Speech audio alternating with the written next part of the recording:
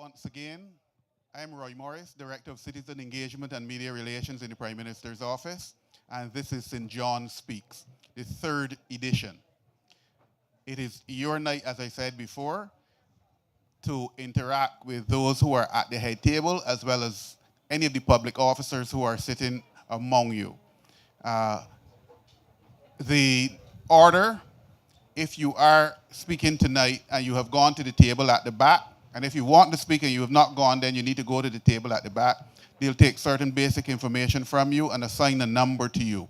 Once you have that number, please come back and take one of these seats in the middle row here, and you'll go to the mic in the same order in which you went to the table. And once you've spoken, then you can feel free to sit anywhere else under the big tent. So, welcome. I would really appreciate if more of you come forward. Come right up. Make it feel warm. Leave room for those who are coming later.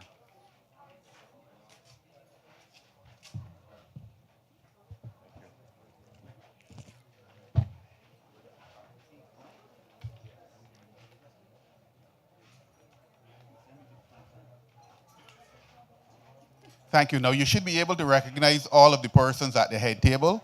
Immediately beside me is the Acting Attorney General, but Minister of Home Affairs substantively, the Honorable Wilfred Abrams. Beside him would be Deputy Prime Minister and Minister responsible for Transport and Works, the Honorable Santia Bradshaw.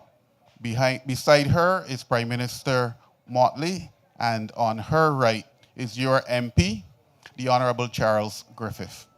At this stage, I will turn you over to the Prime Minister, who will say a few words, and then we will open to whoever has the number one spot. Thank you again, and enjoy the night, but make it worthwhile for you.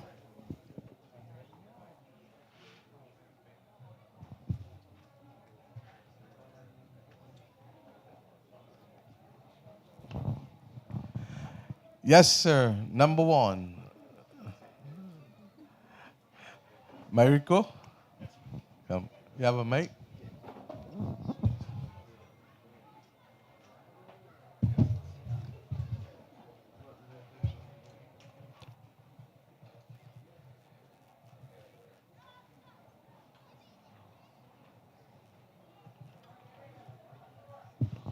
Some juice, please, for the mic up front. Good evening, everyone. It's good to be back in St. John officially, since I'm here unofficially more often than not. It's working now, I think. You got it? All right, take this one, Mariko.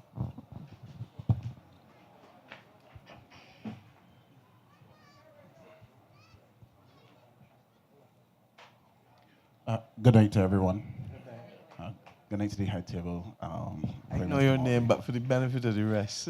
Yeah. My name is Mariko Morris. I am a resident of Welch Village, St. John. And I am currently the president of the Welch and Barflan Community Group, chairman of the Board of Trustees. Welch and Barflan Community Group. I am the public relations officer for the St. John District Emergency Organization and the manager for St. John Sonics Basketball Club, to name a few. Tonight, I came here as a resident with some of the issues which I have expressed at previous St. John Speaks. And if anyone knows Welch Village St. John, you know the first thing I'm going to say. The road is terrible. Someone told me that 48 years ago, the road in the valley to get into Welch Village St. John stopped when Arabara lost power. And that was the last time that any form of roadworks was done in that village. Recently, one of my community members... How long ago you said? They said 48 years ago. I was told that. You mean when I was 7 years old, or 8 years old, or 10 years old? I just wanted to check. I didn't know you were that young. Ah, you see? Look how you tell me that you look old. Recently, one of my community members had a reason to call everyone involved to point out some serious issues of a road called Big Hill. This is a road which we debushed as a community group many times. This is a road we had assistance from varying entities, but now the road is impassable. It's not bad, it's impassable. If you try to get through it, you might have to leave your vehicle in it. Many vehicles have been victim to two potholes, mainly, well, two pieces of road and the potholes at the top of the hill. It causes you to go right back into the gully. We also have a severe dumping problem in that area because of the bush. We got dead animals, we got people dumping grease in the roadway. That goes into the pothole spring, the runoff from the pothole spring and down to the sea. That's the first issue, the roads. People who are dumping are coming from where? All over the place. It's any and everywhere. No, I know. So therefore, I know that you have other skills from your other job. Have you taken any action in your other job to be able to deal with it? And I have even engaged the services of the Health Inspectors Act. Right, but I mean in terms of charging and prosecution, because what you need is to be able to see when the people are coming to dump, and let us take control of that one time. Yeah. Yeah? Yeah, we're working on it. Okay, but I don't want you to work on it alone, because that's why the Barbados Police Service that you know well is there. Exists. Yeah. Okay, and it is not just to investigate the large crimes, but it is also to investigate the small offenses too, because unless we stop people from believing that they can dump with impunity, it is going to continue. Yeah? Yeah. Thank I you. agree. And if you're saying that what they're doing is going into the spring, that's not good. It's the runoff that's coming from the spring that's going to head down to the sea. So we're going to have problems further downstream. So let us deal with it straight up and right off. Okay? Yeah. So make a note. Is Minister Ford here? Or SSA? Can we therefore have somebody dealing with that, please? And then as it relates to the road, because I know you want to say a lot of things, so rather than saying all one time, let's just engage. Sure. I'm going to ask the DPM to speak on the roads, but I am acutely aware, like you, that when you have things that were not done for 20, 30, 40, 50 years across the board, everything is urgent at the same time, and that's the difficulty. Yeah, thank you, Mariko, for the question in relation to the roads. Welch Town, Welch Village is definitely on the list as one of the priority roads for the Scotland District. The estimates would already have been done, and that particular area has been included under the Scotland District in the phase 2 of the program. I think you would already see across St. John some work being done in the Glenburnie area as well as St. Margaret's area. And I'm sure that the same thing will be said that those roads were not touched for over 40 years as well. And obviously, there's places like Newcastle and other areas that have been prioritized further up in the program because of obviously the deterioration in a number of the districts in St. John. I would have explained before that while we have like a number of roads that people have recommended for rehabilitation, we have had to prioritize based on, in some cases, areas where people are going to be cut off from communities if we don't fix the roads, like in Welch. But again, there are other roads that across the country, whether St. Joseph, St. Andrew, that we have had to reprioritize. And I was saying to PM earlier that one of the other challenges we're having as a ministry is that over the course of last year, we had a number of areas that deteriorated as a result of the heavy rains. And that caused us to pull some of the roads from lower down in the program and have to reprioritize them higher in the program. So areas like Welchtown, while it is on our list to be done, we have had to do bridges which have broken away. We've had to deal with roads that have broken away. And of course, it is on the list still. I think if we can do any kind of rehabilitation from the ministry's end, we can certainly look at that over the course of the next few months, for sure. But in terms of Complant, they will do the designs, they will do all of the surveys to be able to make sure that that road is properly rehabilitated in the long term. Okay, thank you for that. Within that, please also remember potholes, the bottom of Pothouse Hill that is to be completed. Let me talk, Santia. We are aware. And I want to bring us and apply our hearts to common sense a little bit, because we are doing across the island. If I go to St. Andrew, you will hear about the bridges. If I go to St. Joseph, you will hear about the other roads that have been neglected in the Scotland district for decades. So that we understand the urgency of it, and that is why the government is working so hard to find the resources to allow as many roads to be done. So I just asking people to be patient, that in good time, they will all get. Before you, I asked about the conveyances. You understand? And you're going to ask about them and come because they're now available. And I've said, give me this, please. I have now said that let us have a ceremony with the residents. They've waited so long to be able to get them. And all of them are getting the conveyances. And this is the difference that the government is making. I'm not speaking to his business in public. But suffice it to say that the prices that people will pay for the conveyance will range between $309, $300 flat,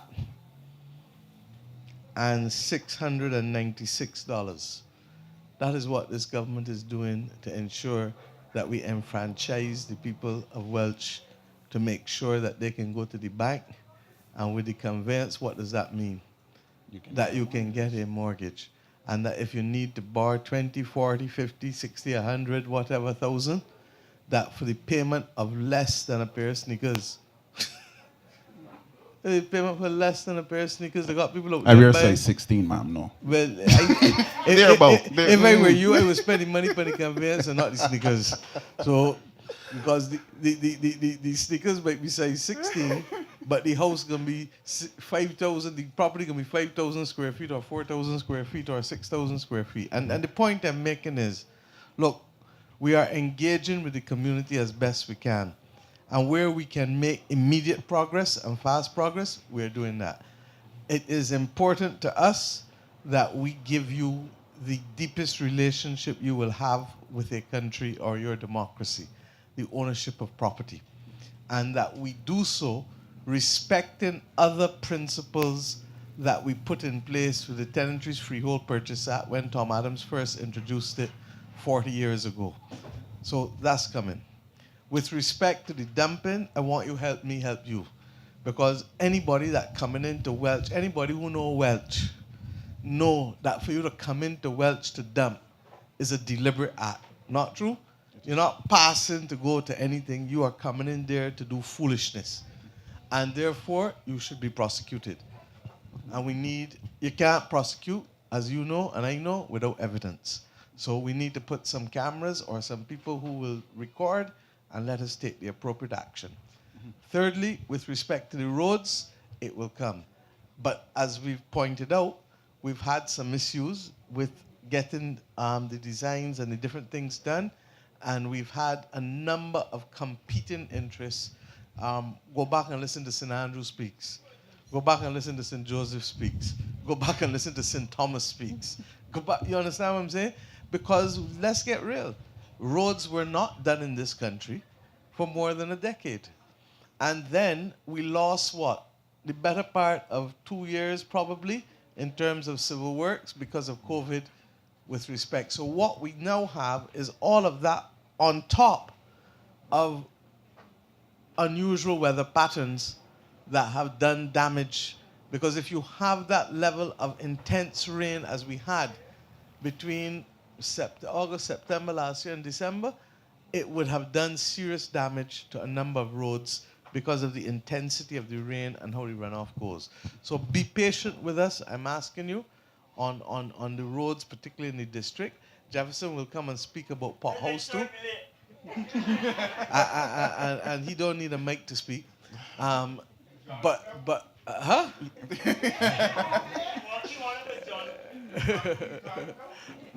But the bottom line is that we can't do all at once, but what we've done is to amplify the amount of money that will allow us to be able to get in as many as possible. And we will continue to do so long as the economy continues to grow, more money can get put on all kinds of infrastructure. The reality is that we are also going to try to strengthen the depots because there's some small works that we maintain can continue to be done without a lot of hullabaloo. Yeah? But the longer roads, and then you have to look at those that are immediately, as Santia said, that will cut off districts and villages. And those are the ones that are going to think. And you have the benefit that yours, as I said, is anybody who knows Welch, come down the hill and they'll turn back, etc. So Okay. continue. The conveyances at Bathland are to come to us, aren't they? Yes. So that's the other thing. So I've told you about Welch, but I need the information on Bathland as well. Okay? Okay. On the same irregular weather patterns, we're asking for some assistance. And as you would know, there's a massive bearded fig tree at the entrance to Welch that has again become overgrown, extremely tall, and it's intermingling with the power lines. Every hurricane season, we have issues with parts of this tree breaking off, damaging power lines, damaging houses, and we got children scampering. So we need it trimmed. That, and there are several down Codrington College that will also cause problems if they're. Yeah, right on the pasture if you look directly over. So remember, I'm wearing many hats with DEO, community, and everything. Additionally, what we have done, Put it in through the system with the DM too? yeah, well, we also let them know, but I also call Light and Power. And Okay. nothing has been done because they're actually in the wires. No so no problem. one is going to touch them Yeah, until. we'll coordinate. They have a utilities meeting, every 2 weeks? So they'll coordinate. Okay. All right, So, Cabinet actually, as its last paper today, took the readiness for the hurricane season, and we are also meeting back Monday morning to be able to ensure that we can tie off any loose ends coming out of Wilfred's presentation to Cabinet today about readiness for the hurricane season. And believe you me, I want Bajans to take this seriously. I'll do a separate promo tomorrow, but you can't be having this kind of heat and not expect that there won't be some kind of consequences. And to advise people, a word is sufficient. You understand? And I want Bajans to recognize that you have to take these warnings seriously, because we got off light with Elsa. Elsa passed over us in 90 minutes. If Elsa ever spent 4 or 6 hours over us, tell me what you feel would have happened in St. John. Tell me what you feel would have happened in St. Philip and the south of the island. So, and that's also, let's remember that Dorian, which passed over us and we didn't get a drop of rain, 1 week later did what in Bahamas? Stand over Bahamas for 2 days. Flattened it. 2 whole days, almost 48 hours. And it destroyed the whole of Grand Bahama and Abaco. So we need to apply our hearts to wisdom and to prepare. We know better. Let's do it. with that, I also want to suggest a simple solution or an addition to the current disaster plan, more so. I remember the Give Back program for persons going to University of the West Indies. I do believe that a good idea would be to integrate persons into the district emergency organizations through the DEM to do those give back hours. That way, you do multiple things at once. You get your give back hours, 1. 2, you build out the capacity in the disaster field. Most of those young people will then receive training in various fields, first aid, rappelling. You would get you would get training in radio communications, and it also gives you the capacity that when they do leave the Give Back program, the DEOs can take them in and they will be a service to their respective communities. That would help a lot of us. And I think it makes so much sense that the Minister of Education is hearing you, and without more, we can ask that the DEOs be accredited organizations for the Give Back program, not just for UWI, but remember we do it for all post-secondary students, okay? And I've asked that we tighten up, because I noticed that, like with everything else in this country, if you don't stay on top of it, people start to believe they can observe it in the breach. But I want the country to know that the country is spending over $150 million a year in just tuition fees for post-secondary students. over $150 million to provide it free of charge to you. And therefore, all we ask is that people give back how much it is, between 150 and 200 hours a year. And when you divide that by 52, how much that is, madam? You understand? That's less than 3 hours a week, not true? Or 4 hours a week. And that is next kin to nothing in comparison to being able to get the education paid for free of charge at the point of delivery. Because all of us will suffer. But you're correct that we should expose them. And there's one other point that I'd like to make that the minister is leading on. We need to know all of the vulnerable people on each road now, not post-disaster. We need to know them now, and I want to break it down.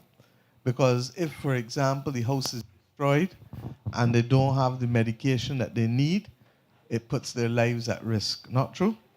So we need to know those people who are vulnerable or living alone, that are elderly, that we can have a file that immediately says, Miss Bradshaw, she used to take this for diabetes, she used to take this for heart, etc. So that you don't have to miss and guess. And every season, before the beginning of the season, we update it because people's situations don't remain static. If we do that, then immediately as the system or whatever event it is over, we're in a position to do what? Mobilize. And I'm speaking now from experience, because when the prison burnt and people didn't have access to their medication in the first week or so, that then created other problems for us in terms of management of the prison population, because you had no records, you had no anything, and you had to build everything back up from scratch. So through speaking to you, and spoken to the minister already, I'm now speaking to the country, that I want us all to make sure that the DEOs in every parish and constituency are in a position to be able to identify the most vulnerable people on each street. And if we can do that, it means that we don't lose any time post the event in being able to bring support and services to people. Okay? But it requires the cooperation of communities. Thank you. Not even to toot our own horn, but the St. John District Emergency Organization knows each and every vulnerable person within St. John. We've even handed out about 30 kits to the vulnerable persons in association with the Barbados Red Cross recently. And it's ongoing. But my final point is about the St. John Polyclinic, aka David Thompson Center. It may have varying issues, but the one I want to raise is ENT, an optician.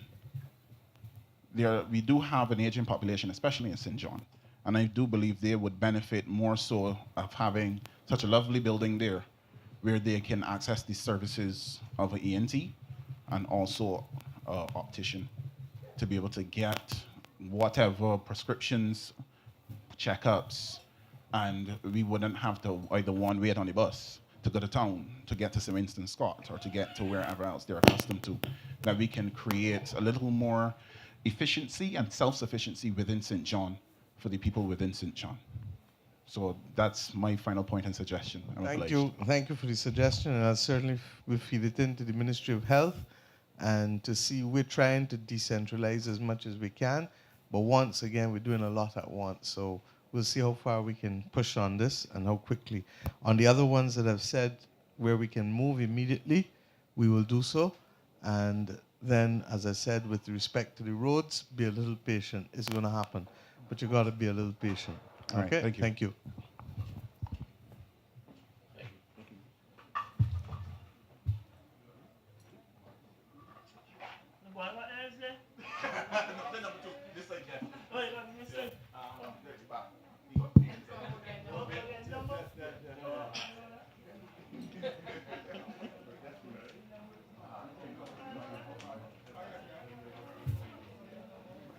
Good night to everyone. Good night to the head table.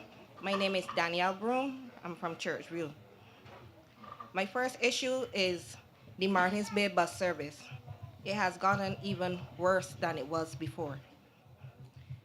On, I can draw a point. The last bus from town is 2 o'clock. The next one is either 5:30 or a little after 5:30, which in people who catch the first bus on mornings has to tussle with the children, the school children who don't want to catch the school bus with them. Sometimes it's a long, long wait, people jumping and everything, but of lately it's just been getting worse than usual. We have some of the top persons, oh, we ain't going to Martins Bay.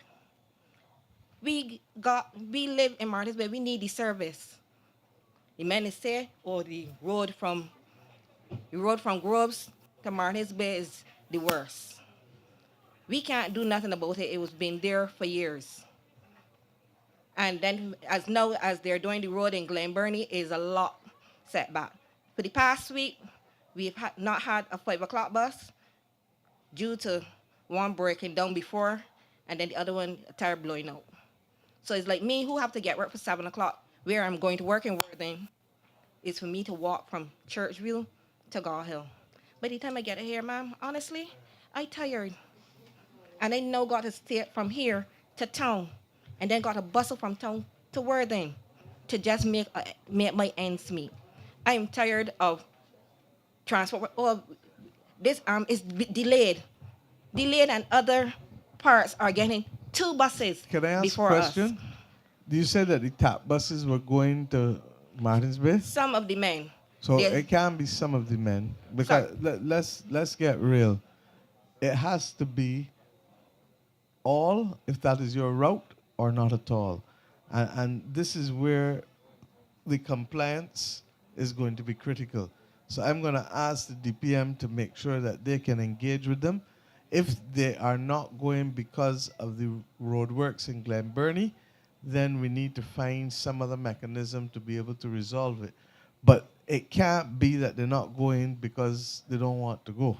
Some say it's the road, and they're going to, if they get to what we would call the four cross in Martins Bay, they want to swing left because they don't want to go down into Martins Bay. But the route requirement requires them to go into Martins Bay. Yes. So could you please talk to the Transport Authority and see what's the position, and let's Yeah, get it I would correct. also encourage you to report the incidences where persons don't go the full route, because that would allow the transport authority as well to investigate those claims that persons are not doing what they're supposed to by way of their agreement with us. Some of those guys got us smart because they start to tell us what they feel to tell us. So we sometimes That can't work either. So all of those are things that will cause people to either be suspended from the licenses or lose the licenses. We got to be very clear on this, because Barbados is not the Wild Wild West. You understand? And if people are, in fact, taking action against commuters, then the Transport Authority needs to know, and those people are effectively deeming themselves unsuitable to be able to serve in that capacity. Might be able to do other things, many and other things, but clearly dealing with the traveling public is not one of them, because nobody expects to get into a bus and to have somebody curse or intimidate them, not true? that's true. And if that is happening, then not only is it an offense at law, I used to practice law, but it is equally a breach of the terms and conditions of the license which you're serving. So I don't want you to say anymore. Suffice it to say that, Santia, this is now the third Parish Speaks that we have heard people complain, and clearly there is a need first and foremost for a meeting with the TAP workers, and then to make sure that one or two people doing bad don't give everybody a bad name. That's true. Okay? My second point is September 9th last year, we had an accident with the 6 o'clock bus from town with a car. And my most fear is that the rest of the bridge will fall, because all that was put there was 3 cans, 2 that would be Churchville, and there were 3 cans put, 2 drop into the ravine. Last week somebody went and cut off the heads of the grass and take back up 1. But my problem is it is so narrow. If a bus is coming down and a car is coming up, I have to go on that bridge, or very close. And that bridge, for even the smallest person, I fear for. Because it can, even though with the rains coming in, anything can happen because that section is pretty slidey. More than once, we had a bus run off the road. We had a bus sitting down on that same bridge before, a couple years back. But right now, from September 9th till now today, which is the 30th of May, nothing has been done. And it is a trek because, as I say, I traverse that area every day. Who's here from the depot? Mr. Cameron, come, sir. Come and help. You know about what she's talking about? Yes, please. All right, let me hear. Good night. My name is Cameron Smith. I'm the new officer for St. John, St. George, St. Philip, and Christ Church. Yes, please. So I'm the new kid on the block, so he will take the punches. Yes, we know about the situation. You would appreciate the Prime Minister talking about the bridges. The bridges are all soft stone bridges, and they outlive the time. So a lot of these bridges collapse because of the pressure, the weight. It overweighted. So we have to look at new solutions. Unfortunately, this is a ticklish situation, as the Prime Minister said. Certain things will take precedent. Right? I know safety is important also. So what I can do, I can only put up a temporary sign. I can demarcate the area for you, but you got to give me a chance. Yeah. Please do what you have to do Yes, please. to minimize the risk as is Yes. until such time as we can urgently either replace or reconstruct aspects of the bridge depending on what the needs are, because I can't speak in a vacuum. Yes, So please. I'm sure that the DPM will help you and the CTO in prioritizing. Yes, but please. in the interim, just as you've done, although you take very long at Wakefield, that's the Yes. truth, but just as you've done there at Wakefield with that bridge there, Yes. you understand? You need clearly to do at Churchview urgently. Right. But All right. at Wakefield, I didn't start Wakefield. My predecessor. I hear you're the new kid on the block, but I want the new kid to finish Yes. it fast. Yes, we'll try. Yes, Thank you, ma'am. sir. Thank you. Thank you very much. Thank you very much, Daniel. And I want you to stay in touch with Mr. Morris so as to make sure that, because I feel your pain when you tell me about the walk and the two buses and everything. All right? I understand. And that's why I want to correct myself from the last meeting, because the last meeting, I think I was tired and I said that the Chinese were getting 100 buses, but it's 50 buses we're getting from them, and I want to buy another 50 over the next 2 years. But what we are negotiating with them is 25 large and 25 smaller buses, which will add, obviously, to the fleet. And then we will also look at supplementing, because by the time we get the next 2 years, we will have been 4 or 5 years from the first set of buses that we bought. So we have to keep doing a rolling stock, just as we're doing with the sanitation trucks now. Thank you. Good night to the head table and all the others present. I am pleased really to see, pardon? Joanne Wiggins, Juan. Edgecliff, St. John. I was really pleased this evening when I drove through Wakefield to see that they are correcting that. So I want to say that first. Secondly, the road over here at Clifton Hall. MTW came and they started to dig, and we felt really good about having the road widened because it was necessary. But at present, it's a detriment to society. In that, I don't know if I was privileged or unfortunate to witness 3 near miss right there in that corner. And one gentleman had a baby. I had called MTW, I think I spoke with Mr. Eversley. And I had asked him if they cannot get the road completed or the digging out completed and that firmly done to at least have something in the corner where you can have the cans and the flashing lights or something indicating that you have to pull up. Because people who do not know the road, and I had an older gentleman in a 4x4 who ran down in there. So I'm saying before something else happens, let's get that sorted.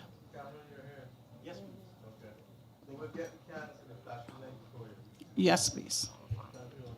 I just wanted to say you are perfectly correct. This issue of identifying dangers on our roads is something that we've been not only discussing, but actually trying to source exactly those types of lights and the types of jersey barriers that would allow people, to see them in the distance with the reflective paints and stuff like that. So we are procuring those at the moment to try to improve the ability of people to know the dangers that lie ahead. In relation to Clifton Hall, though, I think there's an issue as well with the utility poles being relocated, and I think that has been the delay. As you can appreciate, sometimes we have to wait on the other utilities in order for works from the road work end to be completed. So sometimes it's water mains that have to be installed, sometimes it's the light and power that has to move a pole. So throughout a number of the districts, when you see delays, it is as a result of us having to coordinate works with other agencies. But to your point, I think Cameron has heard you, and we've heard you at MTW. We will try to put some additional warning signals in the area to make it more safe. Thank you for that. My next point is environmental. Now, I'm seeing persons clearing bush. And I'm seeing persons working for 1 to 2 hours and disappearing. We have a broken culvert down there near St. Margaret's School, and a resident called complaining because the concern is the children walk that way, and it is full of bush. Full of bush. Now, I saw a team that was working, and I had to get out and compliment that team. But you know what the supervisor told me? We are going home on Friday. So my question is there anyone monitoring these teams? This going home on Friday where? That was last month or so. That team went home on the Friday. They were no longer working. I know the head of that team, if I may call the name. This from where? Which agency? From NCC. Oh, well, that's probably week on, week off. But No, not them. So I don't know why they would be going home on Friday, so we will investigate it. Not this Friday, no. When I spoke to her at the time, it was but Friday. even last month, what I'm Yes. saying is that there has been no commitment or no agreement to send home nobody, and therefore I need to understand what is happening. And far from that, they will actually be, as I said, I'm giving Sante a little more support in the depots very shortly, and with respect to some of the mains and things that we have to do in the country. So I've always said that where we can, we are going to do what? And if we have to go so, we do what? You understand? So that in every instance, we're doing that. The AG is away, as I said last night, but the legislation for the bush and all of those things is actually ready, and I expect it to be laid in the House on the 7th of June when the House meets next. So between the efforts of that legislative framework plus what the government will continue to be doing across the other ones that did go home at the end of December, and I've asked for them to come back on, were those doing the cuscus grass and the and that group of people. What's it called? Nika or Nikpa? I forget the name of the program, but it's the program in the Ministry of Agriculture, and they're coming back on. Very good. Okay. I hope this team is coming because they're very good at what they do. Right? And as I said, if I see something good going on, I get out and I compliment those people. Please, and I thank you for that, and please share with Roy the information so we can make sure that we are laser-like in understanding what team at NCC you were talking about. Not a problem. I thank you. I thank you.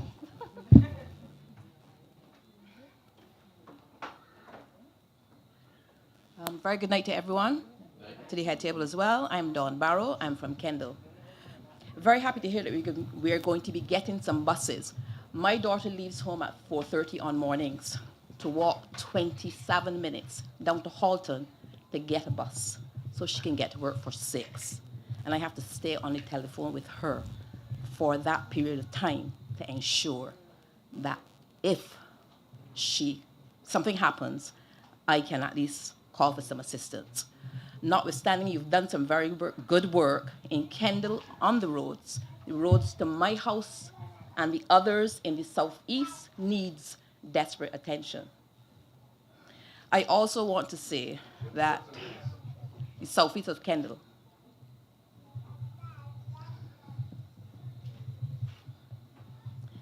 I also want to say that I have been waiting since July the 2nd, 2022, to get a call for assistance from Elsa. Elsa, and I want to leave that in your good hands, sir. I'm also waiting, and I hope someone can tell me what the status is of. I don't want you to talk your business. I want you to go and see that gentleman right there with the glasses right there at the end and talk to him. All right? Mhm. I have another point to make. Thank you. I meant on that point. Yes, please. I also want to know what the status is of the applications that were made to the Tax Relief Board. Mine since 2021. I've spoken to liaison officers, yes. Liaison officers, field officers, I've sent them documents. But there's a lot of furor in the air now where there seems to be quite a bit of disruption at the BRA.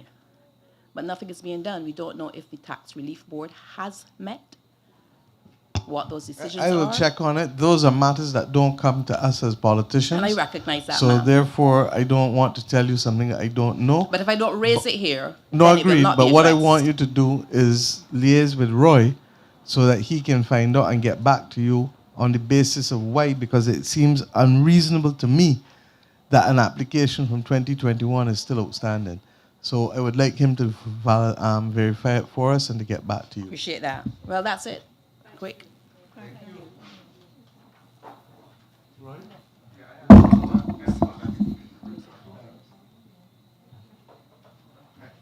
Who's next?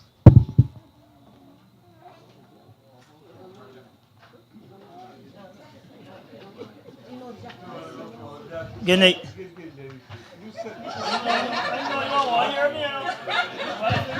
My man, you might not want to hear me. You might not want to hear me. For the people who don't know, that is my unruly friend Jefferson. Good night to everyone, head of the table and others. Welcome to St. John with a fresh breeze. My first topic is, my name is Diane. Diane Howell, Carleton. My first issue is the St. John's Primary School.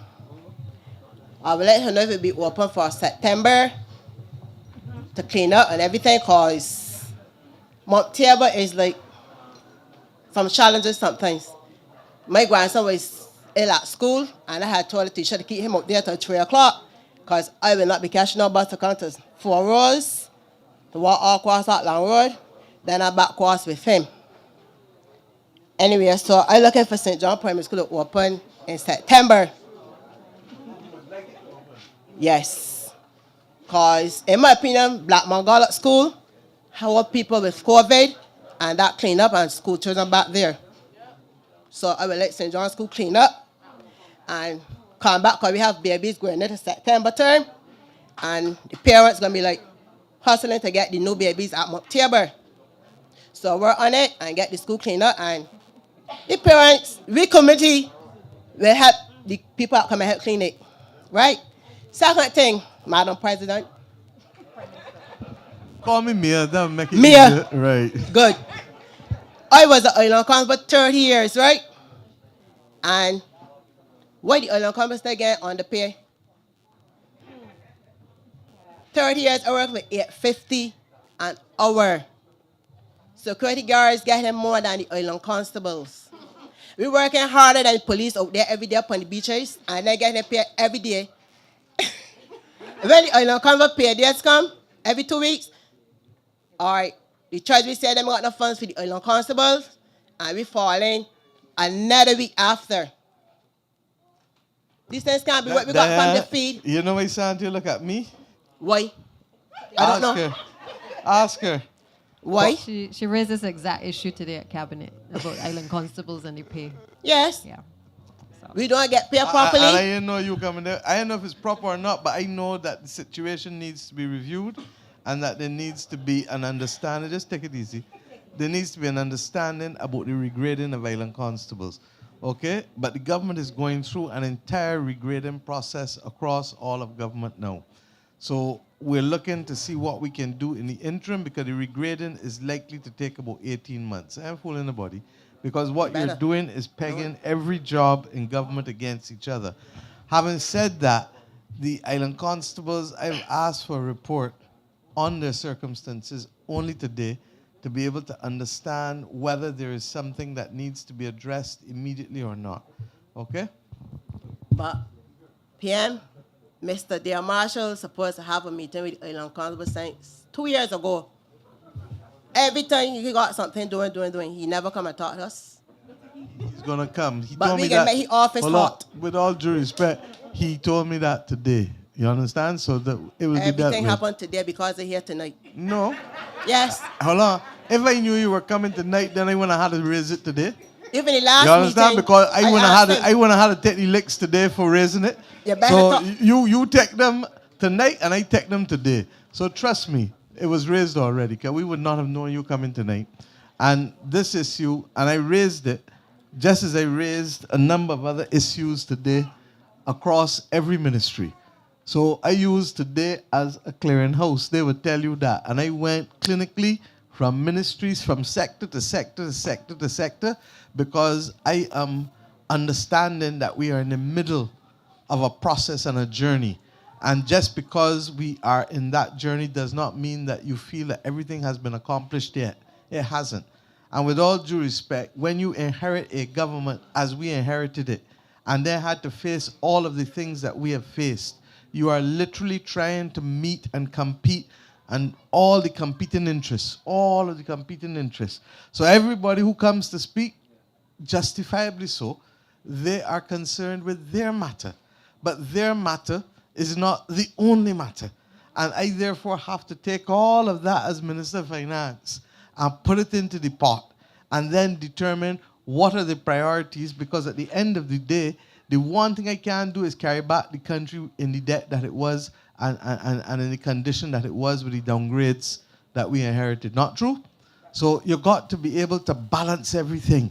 And like you're balancing, or you're riding a wave, and you're balancing. So I hear you.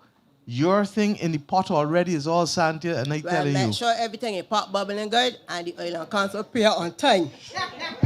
And Your issue is not on time pay. For what you tell me, your issue is adequate pay. So we will deal with every that. 2 weeks, and then 3 weeks come, we ain't got no money to go work on there, so we can't work hungry. So that's Anyway, exactly my my issue to the point. Minister of Education. I would like her or him to run out a team and get the St. John School fixed for September. Honestly, because it's really hard.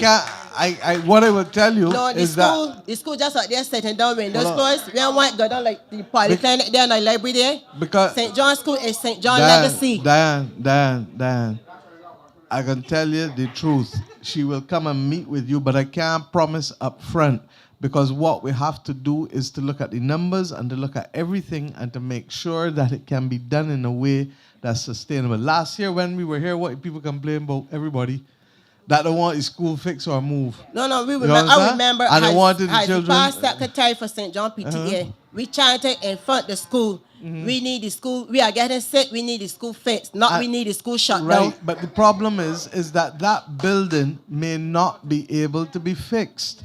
So that you may have to look at knocking it down and building And new. build one opposite on the ground there. Right, but it can't be done between now and September with the best will in the All right. world. You understand? Just remember St. John on the map. That's the point, and we Good. will. Have a good night. Thank you, love. You get through licking tonight. Santi is reminding me too, Diane. Don't go too far. Santi is reminding me that even when she was Minister of Education, it was repaired already. So that part of the difficulty we have with some of these old buildings is that even you go back and you deal with it, and you go back and you deal with it, and it just don't work. So you really have to look in some instances at new construction, but equally, you can't do it in every single school because it takes time, and you got to do health, you got to do the roads, you got to do the bridges, you got to do the buses. You on the same page as me? You got to pay the island constables more money? Right. Thank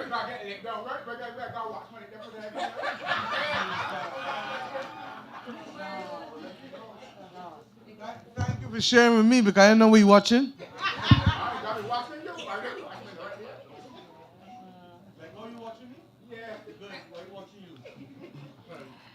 Good evening to everyone. Good evening to the panel. Madam Prime Minister, I live in Foster Hall in St. John. My name is Lana Skeet.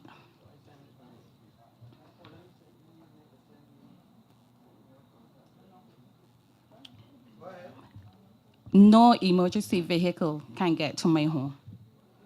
Neither the ambulance, neither is the fire service. And I need you to come to Foster Hall in St. John and see the roads down there.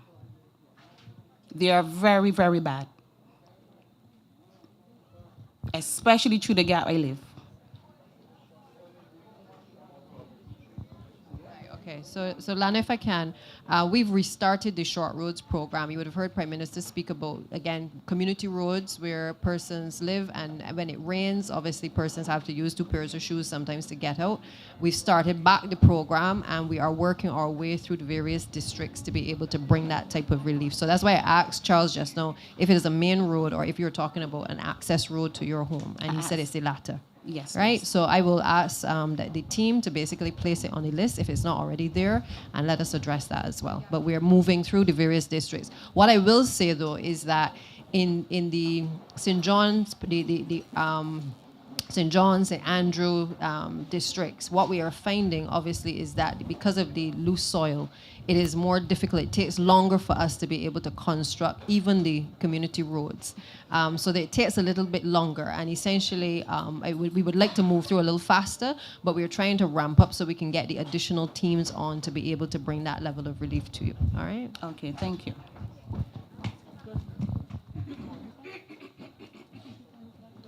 Yes, good night to everyone. My name is Kathleen Strong.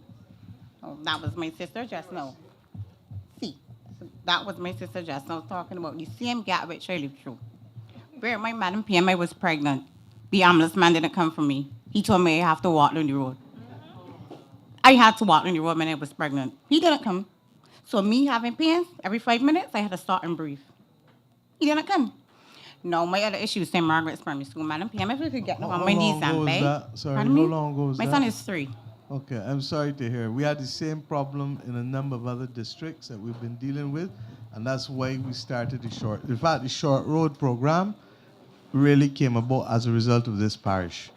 And in this community is where we made the determination to start the short roads program, because government has traditionally focused on the large roads and the large highways and not on the small roads, which is why a community like yours that's been around for how long? Years. How long? Not years.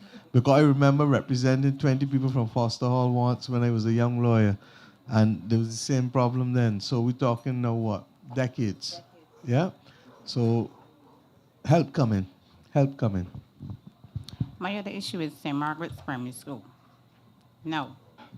I would like St. Margaret's Primary School to have a security guard where we had a mentally ill patient lying on the school compound. Also, we also had a parent lying on the school compound, actually opened the gate and lying on the school compound, ma'am. It was a time to get that mentally ill patient out of the school. Another concern is you cannot tell it's a school because the crossing isn't there. It's faded.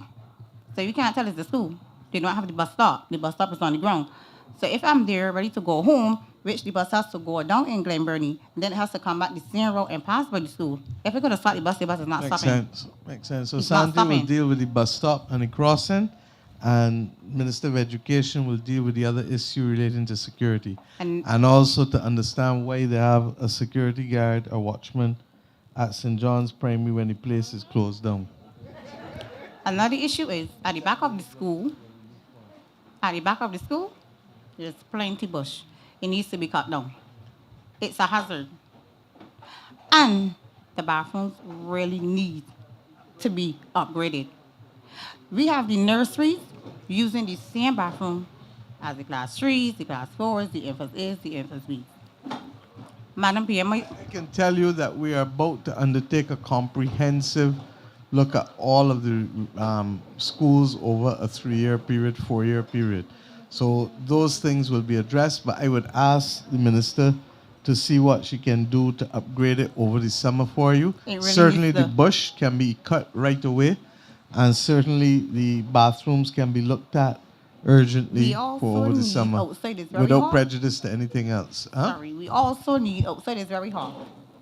Why can't St. Margaret's Primary School has a little cooler? Like what the Granville bus terminal has. We don't have any. Yeah.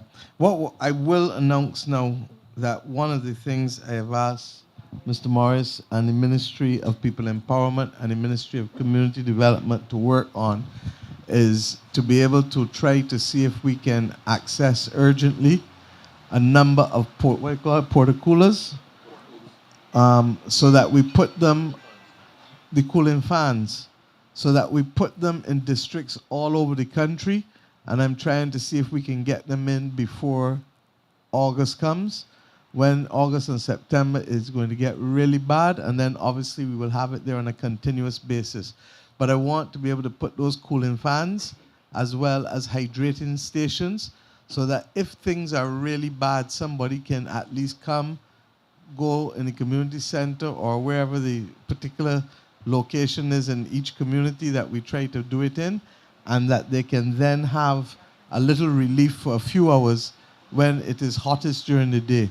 So we hear you, we feel you. We know the climate crisis is real, and therefore we feel that if we can put that in there to ease the burden and to ease the stress of people, there's some people who can get a little rain on them though coming down between the tents. So make the shift, including the camera. Thanks. We also need some handrails for the school. The school does not have handrails. Bear in mind they have games on the pasture. Madam PM, anybody can jump over the fence. The fence is right down. So anybody can jump over the fence on the pasture. The fencing is right down on the pasture. The minister and the MP can come and look at the school and get those things done. Thank you very Okay, much. I appreciate it. All right, okay, Charles. Thank you. Thank you. That's why these meetings are important. Catherine? Yeah? So you can also, where's Mairico? In each area, we're going to be asking people to identify the areas where we will best be able to accommodate the cooling fans and the hydrating stations, so that we want to make sure that as many, particularly the elderly people, who would otherwise, or people who have respiratory problems and who would find it difficult once the heat is that, is that hot, or you have that level of humidity. Okay? Thank you. Yes, Jefferson. Good night. Protocols already established. Madam PM, don't care who vets they get you when they hear you, boy. Look. Jefferson Trotman. Don't care who vets they get you, boy. You got to mow out this word. You know my address. Don't kind go ahead, number 2, St. John. Respect is the people taking the record. No problem. Go ahead, number 2, St. John. Don't care who vets they get you when they hear you, boy. You mow sweet here. Anyhow, Potholes Road. You know you want to talk about Potholes Road. You know you want to speak about Potholes Road. You promised me you can fix Potholes Road. You can get this money from the Chinese. And you got the first half. And with all due respect, Sandy can tell you about the second half, because that's part of the Complant Road. But can I ask a question? If I had to ask you, and I'm being honest now, with respect to which one is immediately more urgent, is it Welch or Pothouse, the second half? No, but you can't start both at the same time. You see what table? You see how we can answer that? You see what table? But- You see what table? You. But I need you. I need you to help me. But you see Because what I table? don't want. I don't Bola. want the chief You're technical easy. officer be the one taking the decision. You're easy. I want the people of St. John here to help us take the decision. You're easy. I tell you, you're easy. You see how you come and flip that back on me? That's not an issue. You see how you're easy. You tell me you get money from the Chinese, you can start from East Coast and come. And so I do start from this side, because you start this side already. We need Potholes Road fix. You understand? You promised me that 3 years ago. And I told you, you got the first half fixed in a way that Welch didn't get nothing, right, Mairico? Welch didn't get a 1/10 of a kilometer done yet. But you got the first half of Pothouse Spring. Do the majority of people live in the first half or the bottom half? I going with what you promised No, me. I ask you, do I the by going majority with what of you people live promised in the me. first You half tell me or you the go- bottom half? I going with what you promised Mariko, me. help me, because Jefferson No, don't want to Mariko, answer don't me. get this. Why going with what you promised me? You on record promising me that you gonna get the The road fixed. majority of people live in the first half or the bottom half? Oh, so the majority of people have benefited because they live in the first half. You understand? I want now the majority of the people who live in Welch elsewhere to benefit too. So I'm going to be fair. And then we're going to be able to come back and do the second half. You understand? The other problem is this. How many people in St. John depend on the tour buses and then coming through? You would depend on it, right? And that is why I've made the point that Andromeda to Foster Hall, drunk or sober, need to fix fast. You understand? Andromeda to Foster Hall opens back up the parish to serious economic activity where people can go and be able to get an influx of serious tourists and movement of people again. And that will then open back up opportunities for everybody. So all of these are under the Complant, the Chinese Complant project. All. You reminding me why you should have stayed home, boy. You want easy? I know that you look. Anyhow, moving on. Gall Community Center. It was on the repair note for the last 3 years. When will it be completed?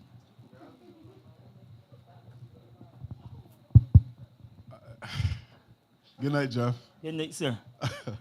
Gall Hill is expected to start back next month, and only the internal work now is required, so it should be finished within a month. But 3 years, Griff? That is my ministry, so therefore you understand my grief as well. So it will be done in the next month or so. Well, I will hold you to a month, but you know, something might happen now. EPM can say the money had a link. I'm drumming a girl. I know how these things is going. I need to. I like the idea of the mini stadiums. I think it's a very, very good idea. But the problem I have with these things are simple. We have these stadiums, we have these facilities, but we have no programs. And I think we need to have programs. And I mean programs that is not a Charles Griffith program, not a Jeff Trotman program, not a Mia Motley program, a program that continues, that if you tell her, you know, I can't handle this more, that somebody comes and take over the program still goes. So I find that we have these big lot of facilities. When you drive around, the hard courts empty, the pavilions, nothing is happening. There are no programs. We need structured programs where we can have community activities going again.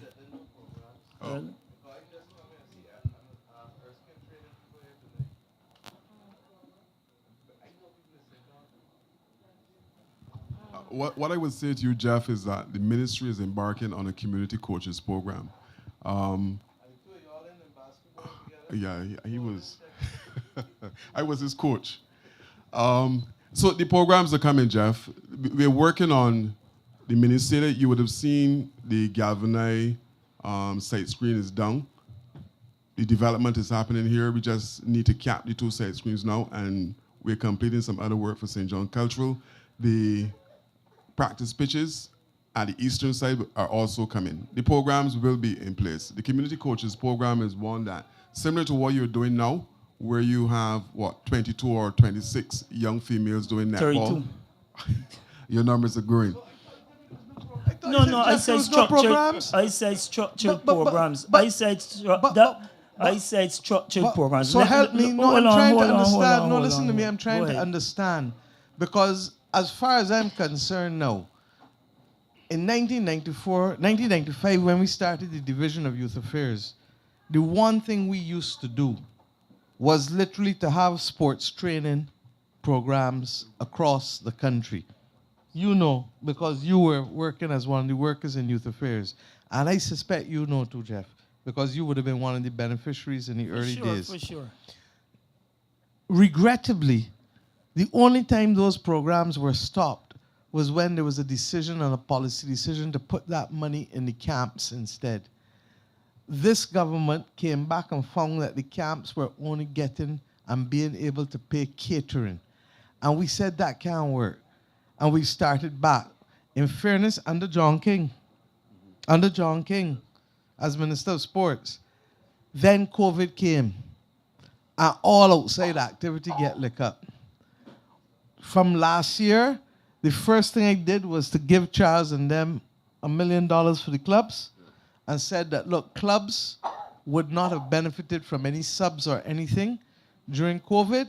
Take this $1 million and spread it out among the sporting clubs in Barbados to at least get them a little level off. We have asked that consistently the programs start back.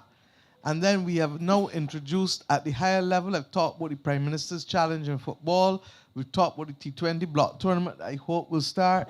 We talked about the different other programs that we're trying to do. So I want to give you the assurance that the programs will continue, certainly as long as this government is the government, because without the training opportunities, you and I both know that there are people in this country who never had a basketball in the hand or a volleyball in the hand, but who once they got it and got the opportunity, have done so well that in some instances, many of them have gotten scholarships overseas. I can carry you in my constituency and show you the families that have benefited in that way over the years. So I want to give you the assurance that the program, your netball program, the basketball program, all of these things are going to be structured. That's why we invest in the fields. That's why we invest in the bleachers. That's why we want to be able to fence in some of the grounds, because if you say, for example, you want to be able to have a mini tournament and you want to charge a $5 or $10 to help defray some of the expenses, you should be free to do that, okay? So, and even those big stands that you see at Kensington, we said, I'm not bringing in and renting a stand to bring into the country to go back out, because at the end of the day, the country needs those facilities, particularly if you want to have larger games elsewhere. The bleachers that are coming, when are they coming, sir? They're on island. So when are they being installed? When are they being installed? Actually, I was speaking to the deputy director tonight, and the bleachers were some were supposed to be at Gall Hill from last week. So, director, next week we should be on the ground installing. So within a some of the month, bleachers. I am a little more liberal in what I commit to with Jefferson. Within a month, you will start seeing some of the mini stadia around. But suffice it to say, Jeff, don't feel that the programs are ad hoc. In fact, the programs are so much a core to what we are doing. If we don't keep people engaged, if we don't create the community clubs, the sporting clubs, and the cultural clubs to be able to take our young people, they are going to get in trouble. Last night at Kensington, you heard me make a very clear point, and I want to repeat it. Usain Bolt would not have been smoking and drinking at 15 and 16 and 17, and if he was, he would not be the fastest man in the world today, recognized and acknowledged by the entire world. And I say that to make a simple point, that when we see talent, first of all, you shouldn't be smoking or drinking at 15, 16, 17. But I see what happens in communities, and I want parents and aunties and uncles and grandparents to help in this battle. Because if our young people are doing these things at that stage when their body is still developing, they cannot become the best that they can be. Now, Jefferson, when you hold these training programs, you training because you expect that not only you will have a community team, but you might see talent go right up to the top. Not true? True. And therefore, I want every community in this country to help us identify the real talent in it. Because if we do that, I'm going to give the commitment that we are going to find the money to be able to hone this talent, and the ones that have the capacity to go and get scholarships, the ones that have the capacity to represent nationally or to be able to do and play outside of the country, we will find a way to be able to do it. But what we can't do is have our young people remaining in ad hoc relationships with the community and with the sports. Right, but when I said no structure, well, let me just from government. But Charles, I feel real bad to hear you just say that you are just basketball player coach, because I always regard you as a father figure and a friend, so I feel offended by that. I just want you to know that. But yeah, because we are different size, people feel we can't get along. Like John Lou wanted me to lash into Charles, but he wouldn't, because of the respect I have for the man. And the reason why I feel so passionate about sports is because it has done a lot for me. Most of my friends came through sport. on this hard court. You understand? And the point I really want to emphasize is when the pavilion is open or the hard court and we have no programs, then the children just come and run around and there's nothing structured. That's what I really want to emphasize. And I was speaking to you not so long the other day. Not only need more coaches, we need the Ministry of Education and Sports Council. The coaches goes to the schools. The schools close at 3. No, but that's your point I'm saying. But you told me when I saw you at the funeral. We need the coaches that in you the communities. That's the point. Correct. So when I said you need more coaches, I don't mean school coaches. I mean community-based coaches who will work 4, 6 to 6 or 7 in the evening and in the community so that they Correct. know when people walking home, the children and the young people can get home safely, everybody looking after each other. Just like how you see Erskine out here training people tonight. So you want more Erskine tell you that community-based he coaches. That's true. You just call it Erskine. But Erskine tell you that. Hold You see on. Erskine go home. If you used to... Yeah, if you used to talk to Erskine and know Erskine, well, you would know what you're talking about. I would know what you're talking about. But the challenge I have is what I said earlier. The schools should be responsible for their own physical education program. Not the sports council going to the schools. The sports council need to send their coaches to the communities. That's where I feel the communities or the coaches will best benefit. The way different from you is that we don't have enough. So that what we need to be doing is increasing the number of coaches that are available. So I'm not going to take away the coaches from the school system, but I'm going to insist that we increase the number of coaches that are available to communities as well. Okay? Yeah, that can work. Yeah, that can work. Exactly. That can work. The next thing, I hear everybody speaking about St. John's School. And Diane says she will like it open by September. Honestly, I ain't know if that even possible. I think we need a new school. But also I want a study done because the numbers that enter in St. John's School drop in every year. So is it good for St. John's School to have St. John to have a primary school there in Collington? Is it beneficial to have one in Morris Bay, or we combine the two? We have to do a comprehensive study and find out if this is the best solution. It's making sense, Skipper. You And that's the understand? point I was making. So I I know you want, can get lit because everybody wants school in the community, Yeah. in the district, but it can't no longer work. and you're Who will speaking pay for it? sense. Who You're will pay speaking for sense. it? You're speaking All sense. of these things call for resources. But this is why this consultation makes sense too, because I want the community to start talking. Because if we got to put all the money one way, then I can't put it on the bridges or the buses in the same way. So that we need to have a balanced discussion. And I thank you for that, Jefferson, because right now my focus is putting money where the people are. And that's why I am with you 150% on the community coaches, because that's what we were doing in youth affairs for a number of years. And like you said, I benefited from it. And not just sports. I want to make the point too. In the youth achieving results, most of the bands, most of the people playing music in this country in bands came through those systems in youth affairs. I remember when we first went and bought the amplifiers and the guitars and the drums and the keyboards, the people look at us and say, how the government could go and buy this equipment and this thing for banjo music? I said, because you're not talking about banjo music, you're talking about giving people skills. Half of those people playing in churches, half of them playing in bands. You understand? But if you don't give people an opportunity, a fella might got musical talent but don't know that he really can go the limit because he's never had access to the instrument. The two final points. My daughter goes to school at the Garrison. She has to go across Clifton Hall and walk for the bus. She gets school late almost every morning. Every morning. And sometimes the school bus don't even come. And then sometimes on evening she gets home very late. So I need something to be done about the bus service, especially for my daughter to get school and back home. Like Charles said, I have a netball team. We need funding. I don't just want this to be netball. I want to have, I'm looking to start a mentorship program from people within the community that can mentor some girls. If they have challenges at home, at school, you could call these people and, they could tell you the problems. If somebody to come. You have a formal club yet? Not as yet. Well, let us get you create a formal club, because once you have that, it's going to be easier to be able to help you and with the structures. I got a minister that promised me some help, so I know this formality thing. The people over here training, I know going through all these logistics and things. I got a minister that promised he can help me. You know, so beg some money to help me.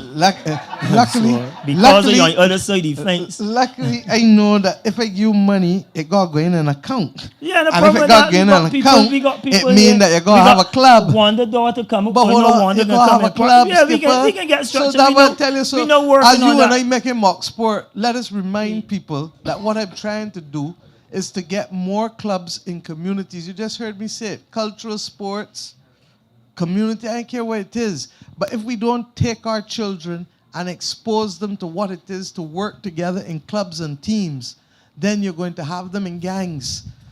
Straight talk. So we either do it the right way and catch them and let them get the opportunity to learn how you relate to each other and what you do and give them the skills with people like you willing to give back time, or they're going to end up, as you say, without the mentorship and going in the problem. You know why I support the Barbados Cricket League, BCL, so much? I said it last night again, because BCL is more than cricket. BCL is about mentorship. BCL is about community. And those are the things that we want to put back there, and that is why his remit is not only to deal with the sports at the national level, but to get into the communities and make sure that the sports and the cultural programming is where it needs to be, in order to give the people purpose and to give them an opportunity to see how good they are, and for others to see how good they are and be prepared to support them. But to add on to that, Mr. Griffith, you see, the netball stadium is currently under repairs. Will it be an indoor facility? Full indoor facility. We're putting on a roof. It's going to be multi-purpose. Sprung wooden floor to accommodate basketball, netball, and volleyball. Just a quick note, Jeff is being modest. One of the things that Jeff will not tell you is that from this hard court, he ended up being a national point guard for basketball. That ain't about me right now, Griff. It ain't about me. I don't want no glory. It ain't about me. Yeah, but I'm glad for that. But that current structure that you're speaking of will not work, because netball cannot share a home with basketball and volleyball. It will not work. The amount of games that are played with netball in that stadium, netball stadium is being used with the netball almost every single day. When the teams are not playing. And I will side with you on that, because netball will have the primary usage of that stadium in my facility, in my constituency. Having said that, if to the extent that it is not being used and people may want to do other things, I think the point that the minister is trying to make is that you are creating a floor that potentially can be multi-purpose. But I am going to speak now in favor of the women who very often are marginalized in team sports in this country. And when I opened the netball tournament 2 years ago is when we made the commitment to do the facility and to make sure that, I know that they got the walk-in netball games now, but the majority of netball people can play, they're going to be running. So we want to make sure that people don't damage the knees and do the other things. And the last and final thing, this our court, can the clubs in St. John, basketball and netball, enter a public-private partnership to get this court covered and be done as an indoor facility? Because my vision for the netball and the basketball and the cricket is to merge under one umbrella, so that we have one club that speaking in one voice, as opposed to everybody doing their own thing without the structure that I spoke about. So I would like to see this court covered, and if we could set up the club as a business, as opposed to coming to government for funding all the time, if we could enter a public part, like you having a sweet lime up there, like say if people want to use this and we spend money on this, we could charge people and the money could go back to the clubs. One of the things that I've asked the minister to work on is community divestment. And what does that mean? That who best to run this facility? The people. Exactly. But government will continue to maintain its shareholder obligations. And what do I mean by that? That when the roof needs fixing, the government will do it. When the major repairs, the government will do it. If the light bulb need fixing, you can do it. If the toilet need fixing, you will do it. So that there will be clarity of purpose with respect to the obligations of what is government and what is yours. And at the end of the day, if you need, and we say, okay, we're going to paint it every year, we buy the paint, you find the labor. So that's the kind of public-private partnership, and I'm more than happy to start with up here as a model to be able to show others what is possible with what I call community divestment. Not true? We've been talking about it. Right. And that means you could pay for your legs when we got netball. But that means you got to form the clubs. The club can get formed. That means you could pay for your legs when we got netball. And I want to commend you, honestly, Madam PM. The lights at you. I want to commend you for this forum. I think it is a very, very good forum, an opportunity for average Barbarians to speak to ministers and have their issues heard. Have a good night and thanks again. I want to thank you too. For those who don't know Jeff and I, we go back over 20 years. 31. It's 31? Don't give me. One time, before you were in the government, we could have had this conversation over the phone, but since you get PM, you take me as a DLP member to heart, but I still love you. Well, that's why I come up in Port House and Giddy Road where the people live. That was not as leader of the opposition.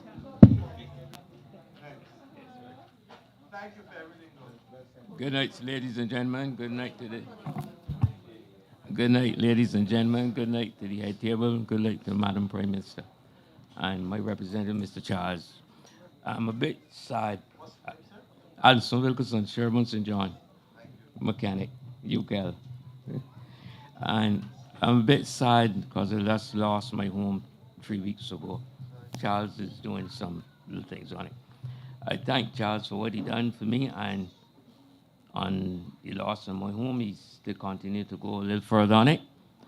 And also, I thank him. Next thing, I thank him for the road at Wakefield. He started to get that road going. It was a bit dangerous, and we gained some light on it. And the next thing I want to speak on is on Mr. Barcher's side, Minister Barcher's side. I worked with buses. I was working with buses for 47 years. And I goes around Barbados and hear people saying, Miss Marty, man, buy some foolish buses. That's a joke. I can tell you what the buses. Buses, we might not have this morning, we might not have buses to get to work. For the simple reason, buses might have a very small problem. You cannot take them on the road to increase more problems. The buses cost money. The buses are technical buses. You can imagine that a bus going from Bridgetown to Sam Lord's Castle, and the check light come on. People are going to curse. Miss Molly, man, buy a foolish bus, they can't get home. If you take that bus and you drive it from, like, the airport to Sam Lord's Castle or Martins Bay, you drive it from Sweet Bottom to Martins Bay, time the bus get in Wilson Hill, the bus got a more serious problem, which can cost money. So up in the morning when they can't get a bus, people tell you a lot of nonsense. It gets me fed up. We cannot take up the buses because they carry 6 wheels and drive them so. There's some things on the buses that cost so much money. And you cannot take the taxpayers' money and mash it up so. So when I hear people tell they don't get a bus, they can't get a bus, it just drives me crazy. Minister Barcher, it's certain things you would know about buses, right? And I do not like to see the people talking the gossip about buses. The buses, the electric buses we have now, you got to carry the buses. The buses cannot be driven through water. Sometimes I had a bus that had a fire or something, and people say the driver locked the doors. It is certain things that have to be done to the doors to be opened. So I think, as I work with buses all my years, Madam Prime Minister, we work with them, we try to get them on the road for you, but we have to care them. And not that alone, it is something that gets me shamed too. You see buses, brand new buses, go to work. In 3 or 4 weeks' time, the handrail broken off. It ain't broken off by the wind. Some person broke it off. So all those things should be adjusted, right? Thank you. Thank you, and I know Santi will speak, but I want to thank you for taking the time to come and use your experience to explain to the public, because sometimes it isn't only the politicians who got taught, it's ordinary people who walk the walk and know the road that can talk. I fixed buses 47 years, so I know the buses. Yeah, I just want to say sorry to hear about your loss, and I'm glad that Charles has been able to intervene to assist you. But I also want to thank you too, just to follow on from what PM says, because sometimes the best PSAs are the ones being done by the people who are actually interfacing with the electric buses or any of the services that government provides. And I think you've been able to explain some of the challenges that we have on our end. We've provided the buses, but as you said, if the buses are not cared for properly or if they are not safe, then obviously the buses have to come off the road. Now, that is not to take away from the fact that as a government, we have an obligation to make sure that we have the additional buses procured to be able to keep a fleet going. And that is what Prime Minister has been able to do with the relationship with the People's Republic of China. But we also have to care what we have. And I think that is the underlying theme that I hear coming from you, and something that we need to reiterate to Barbadians. The buses cost a lot of money, but they have to be cared for as well. And that is not just the mechanics, that is not just the people who treat to the buses and to repair them, but the public has to care the buses as well, okay, so that we can keep them on the road for a long time. I remember between 2018, back in that time, I remember one day, I recall a big island Barbados, 166 square miles, and had 14 buses on the road. Them is Motley went buy buses. If she didn't buy buses, God knows how much we would have. We had 14 buses to serve the country. And all the rest of the buses was down for parts.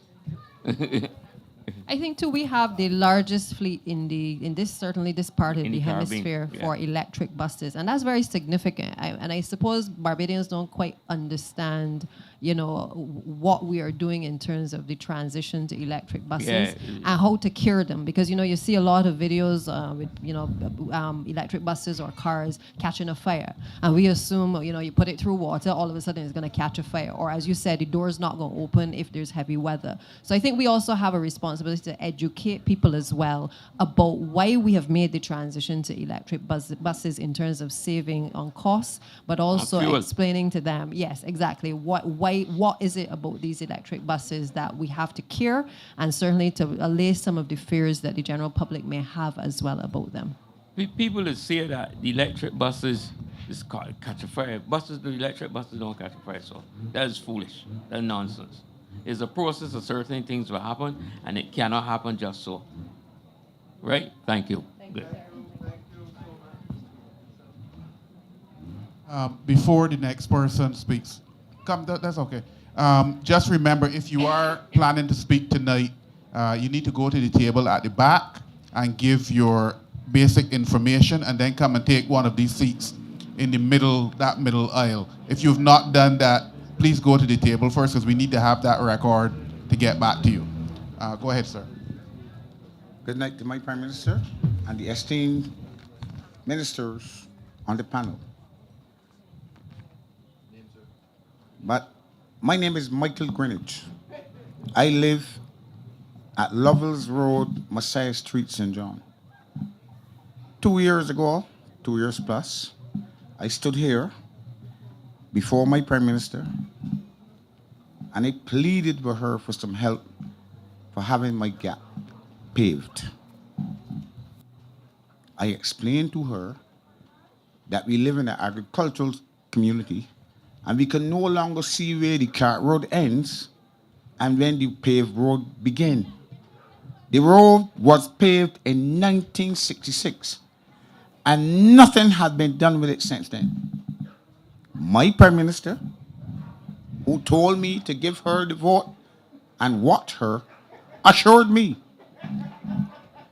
that it was one of the roads that she was looking at, and we will get some help. We have now resorted to the times back in the 70s where we had to leave home with 2 pairs of shoes as soon as the rain fall. Madam Prime Minister, do you have anything to say to me tonight? Do not tell me what you think I want to hear. Tell me, give me some kind of idea when you will do something about Lovell's Road, Messiah Street. I'd like to ask you a few questions first. Yes, ma'am. You said it wasn't done since 1966? No, ma'am. Okay, so you say that I am now joining 2 other prime ministers who represented this constituency who didn't do it. The difference is that I still have I still have what the Bajans there won't catch you and pass you. So that let us be clear, and I've made it clear tonight to everyone, that when we are working here, when we are working there, when we are working there or there, ministry by ministry, bridges, roads, buses, everything, what is it that we are doing? Taken out of which pot? Madam Prime Minister, I'll just ask you a question. Which pot is it coming out of? I am not. Because you tell me that I say watch me. So I tell you that I ain't But I'm going nowhere. watching- I'm watching. But I want you to keep watching me because the last time I know they're in the election. So that I know that I still Prime Minister. And I know that when catch you and pass you. So I am prepared to let God and time be my ally. Madam Prime Now, Minister, can it I sounds to me, you know, there was a lady once who said, but you asked the question and you want me to... No, I want But to. you asked the question. Yes, ma'am. You ball the ball a certain way. You put it on the pitch a certain way. And since this is World Cup cricket coming, I can read spin too. I may not ball spin, but I can read spin. And I see all the spin and all the googly in this. So that, my man, I have no problem engaging with you on this pitch, even when the pitch gets a little sticky and the ball start to spin a little way how it's not supposed to spin. Now, I spent the beginning of tonight explaining to this audience that my request was with you at number 1, correct? That be patient. Because while we may want to do certain roads as we would like, the reality is, and Santia said it tonight, that if there are emergencies that arise, if there are bridges, for example, like the one that you talk about at Church View, or the same one at Wakefield that I didn't know 2 years ago we would do Wakefield before we do it by you. But we had to do Wakefield because when you come across Wakefield and that edge there, what will happen to a car that don't know where it's going? And then, Madam, is Joanne, you made the point about up in Clifton Hall too, right? So that I want Mr. Greenwich, because you're not an opening batsman tonight. You're ball and spin. And in ball and spin, I want to be able to simply say that we will get to you. But I also have to wait against, you just heard Jefferson make a very clear and clinical point that we have to do a study to be able to see whether it makes sense to be able to have the primary schools in the different districts with declining populations, or we bring them together. You know what he was really telling you? That you have to use the information and the data to inform decision making. When that is done, the Ministry of Public Works, and Sandy can talk for herself, will have to decide, do you go and do a road that is here that will not have the same impact of doing a road that may cause people to lose their lives? And that is the real decisions that we got to be making when the day comes, so that if everybody wants it at the same time, I understand that and I empathize with it. But what the government must do is to prioritize on the basis of need. And that is why, even though Jefferson, I would love to finish the second half of Pot House, but if the people in Welch don't have road, and the majority of people living down in there suffering at the same time, or the people in Church View need a bridge fix, you're going to have to put those above going certain other areas. So it is not that you won't get there, it's just how you prioritize. Madam Prime Minister, I appreciate what you have just said. But having said all that, I would still like some sort of tentative date when we will get some relief. Will not do it for you. Because to do it for you would be to make me look good in front of this audience and just to keep you quiet for now. And I'm not, hold on, and Mr. I will Greenwich, not I'm keep not, quiet. no, and I know that. And I am not going to give you a date either when I do not have that information before me. Santi and them will look at it and prioritize it against the backdrop of all of the other roads that are critical. But we hear you, and I want to give you the assurance that if I could twiggle my nose and make sure that every road in Barbados that was not done from 1966 or Welsh, you told me was not done, my Rico, in how long? How many decades? Same thing. 48 years. You understand? So that all you are telling me is that when I came into this parish, I understood the extent of the infrastructure that was ignored and not fixed, that it is real. But it's not what wasn't done in 40, 50 years can be done in 5, 6 years with 3 years out to COVID. And that's what I'm telling you, so that we can get there. We can get there. But I'm not going to disrespect you and give you a date that is not real.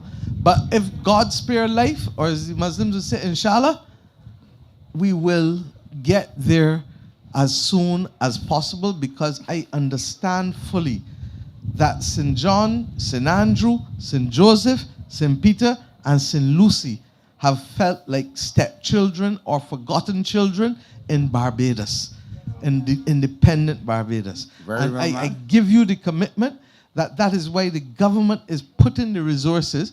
And she knows they're about to get more people in the depots, because I feel the pain. I understand. When I went to China last year to be able to say, look, we can buy some, but we want you to give some too as a development partner in terms of the buses. So we're going to get there. But I want people to be realistic too and understand that step by step by step. Because whenever done, giving you all the buses and no roads can work. Giving you all the roads and no buses can work. Leaving out the hospital and giving you all the schools can work. So that there has to be balanced development. But we're going to work with you, and spin or no spin, I can try to play the ball as best as I can. Very well, ma'am. I see the Minister Charles Griffith is there, and I must say thanks to him to doing the main road coming from Society Plantation across where to the forecross where the lost children walk. But I will also knock him for not putting a sidewalk on that road. I don't know, Madam Prime Minister, if you have ever traveled that road early morning. That road is filled with small school children. And a whole ton of buses going to Codrington High School. It is a busy, busy road. I'm with you fully. And those children are walking and dodging into the canes. And the canes are filled with courage, ma'am, that I spoke to you about last time. But the minister here to hear you. But I am telling you now that you are absolutely correct on the sidewalks. And that's one of the reasons why Santi is going to get extra people in the depots. Because once she has the artisans, it means that those sidewalks can go. Let me tell you the other one that need doing. We in St. John.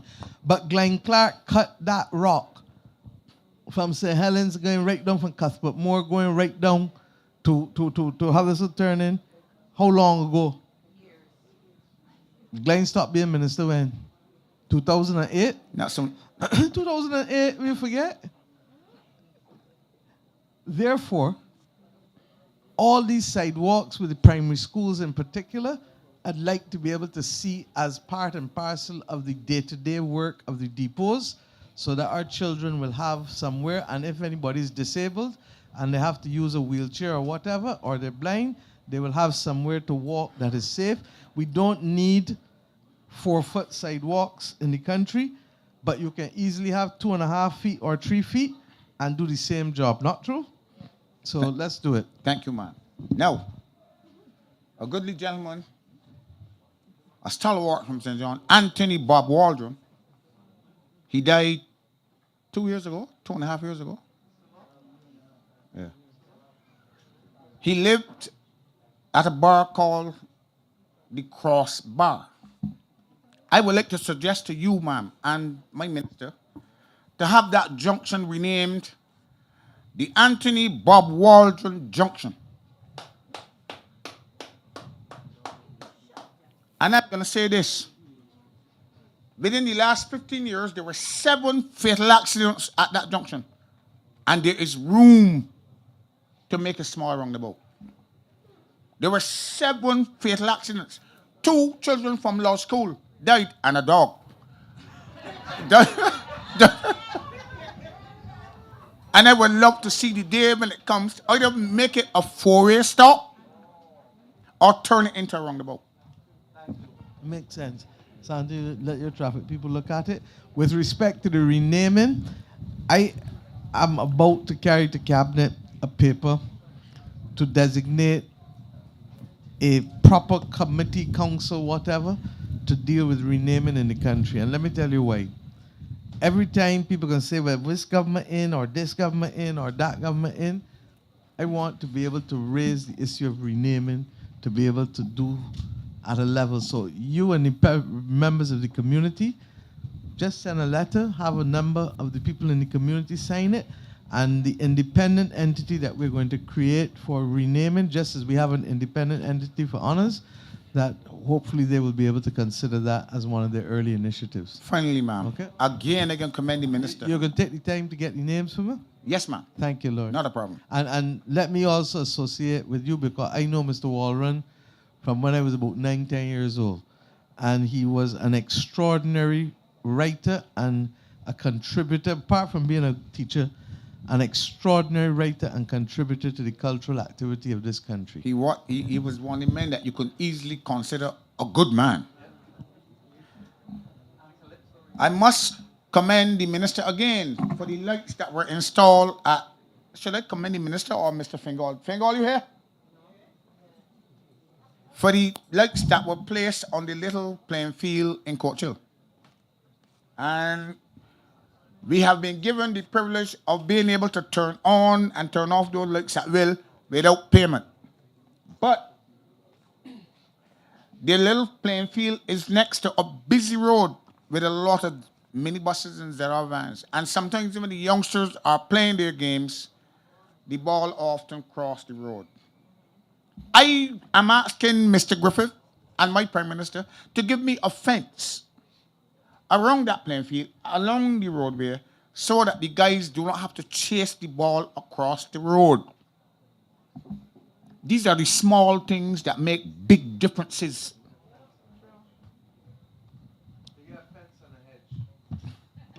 You get a fence and a hedge. And there's a reason for it. Our experience is that when we put up fences alone, in 2 twos, the fences break down in 2-3 months' time, and you don't have nothing. If you have a fence and a hedge, and you have on the outside of the hedge, outside of the fence, a hedge, and on the inside a hedge as well, the chances of the fence remaining is considerably more. So you can get a fence and a hedge. Yes, ma'am. I can appreciate that. Finally, just to say to you that when I say St. John is rising, you understand what I mean. We can't, you've heard the Prime Minister said we can't do all one time, but on an incremental basis, changes are happening in community after community.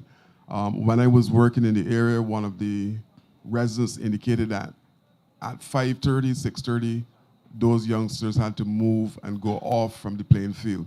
Spoke to Sports Council, and we put the lights at the location.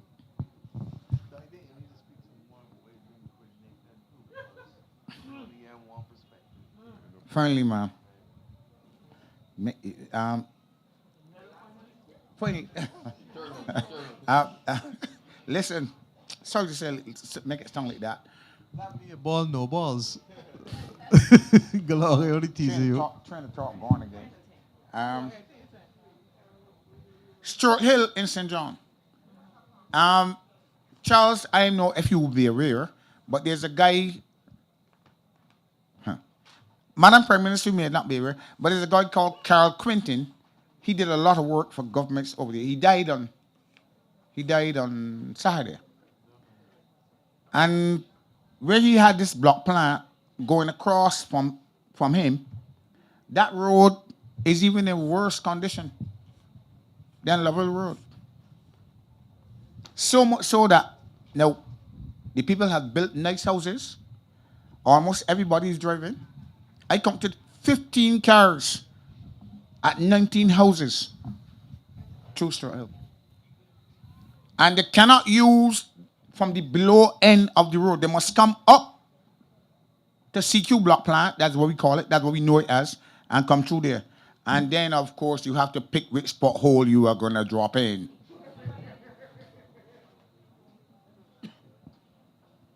Maybe you want some help, man. I've seen roads being milled and repaired that we would love in Mercer Street all now. We would love some of them roads. I ain't talking about church rule. I want to go to church rule. God, do you want to save though? Huh? There, I can talk about church rule. There is a bridge in church rule. Is church rule? When you come down the bottom of the hill to turn left where the buses cross, that bridge has been condemned for at least 10, 12 years. And buses still going over it. That should be prioritized. You don't wait till a bus full of school children going St. Margaret's dropping there and some of we dead. It don't go over there anymore? Tour buses? Well, we need to deal with it, people. Listen, you know how I feel when I live in this, huh? I feel a little like my aunt. And every time I go in, first somebody can clear the road. Come on, man. I like the orphan, man. Huh? And I said to Mr. Griffith that we just vote for prime ministers. I hope you understand what he said. We vote for prime ministers, though. I hope that the vote that the people of St. Michael Northeast gave me will allow me to do for St. John what you did not get done yet. Madam Prime Minister, I thank you. I thank you too. Because I tell you that I see you balling some spin, so I got bat up and cover up a certain way too. So let me be clear. Let me be clear that look, you have said enough here to suggest that there are priorities even in what you have said. Because based on what you said, the priority must be the bridge and the roads that where people's lives are at risk before even I get to Levels Road. Based on what you said, not me. There are two things that I lost my train of thought just now, and I'm going to bring to your attention from the last thing. I appeal to you to intervene with Codrington College. Society Plantation would have to be the worst kept plantation in the world. It is a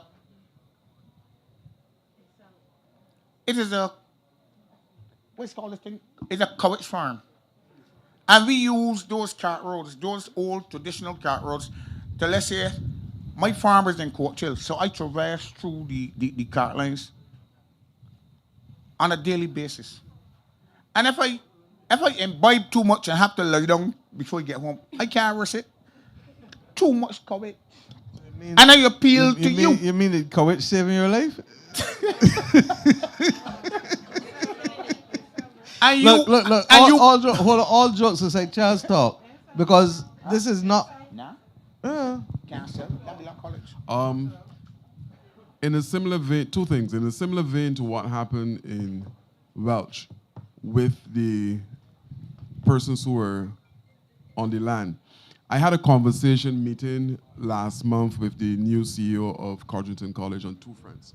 One, the same thing that happened in Welch, we're looking to regularize all of the persons who are occupying the lands owned by Codrington College. I also spoke to them about the same issue that you're talking about in relation to the status of the land at Society and the fact that persons in Society Hill were complaining as well about the coverage problem. So I am on it. I'm dealing with the issues that you're identifying. Suffice it to say that it will be dealt with. Is there any possibility, sir? Right now, the Society Plantation is going fallow. Why cannot some arrangement be made? Can you, Mr. Greenidge, let the Minister of Agriculture speak, because the coverage problem is a national problem. It's not a St. John problem. I going big into that though. I going big. No, but let me say what I say, and then you think.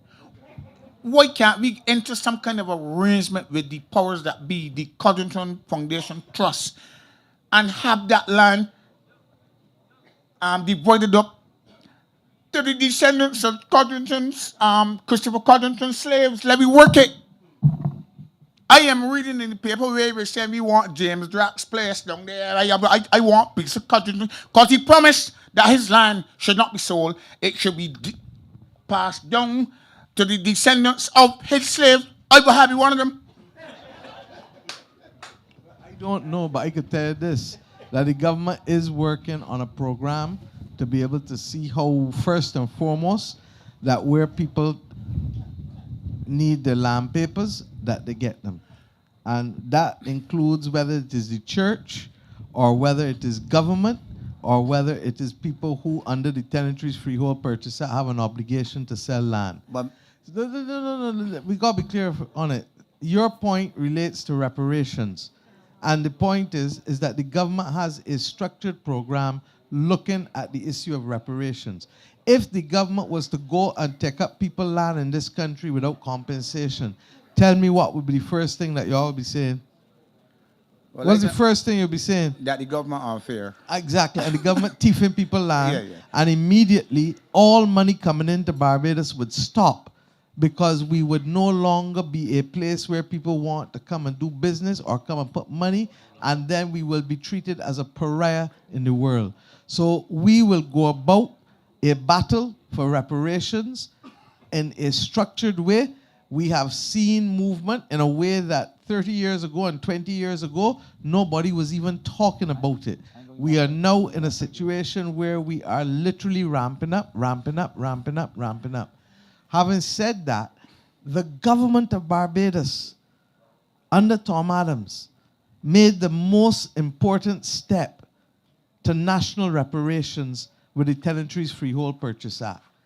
How many houses that we have seen built across tenantries in Barbados that would never have been built if the people had to go and find $30,000, $40,000, $50,000 for the land first before they could fix the house? Instead of finding 10 cents times 5,000 square feet is how much? $500. $500. Madam Prime Minister. So I just want to make this point, Mr. Greenwich, because this is now a serious point. I having fun with you earlier, but this is a serious point now. This country did not wait for anybody to start the reparations program to the citizens of Barbados. An independent Barbados did it. Errol Barrow came first with the Tenantries Development Act and said you cannot put people off the land. First thing. Tom Adams came and said you can't take, it is one thing not to put people off the land, but you can't be the ones who benefited from this plantation for all these years and not be prepared to sell the land to the tenants, the ex-slaves, at the equivalent of 10 cents a square foot. Owen Arthur came then in after 1994 and said, guess what?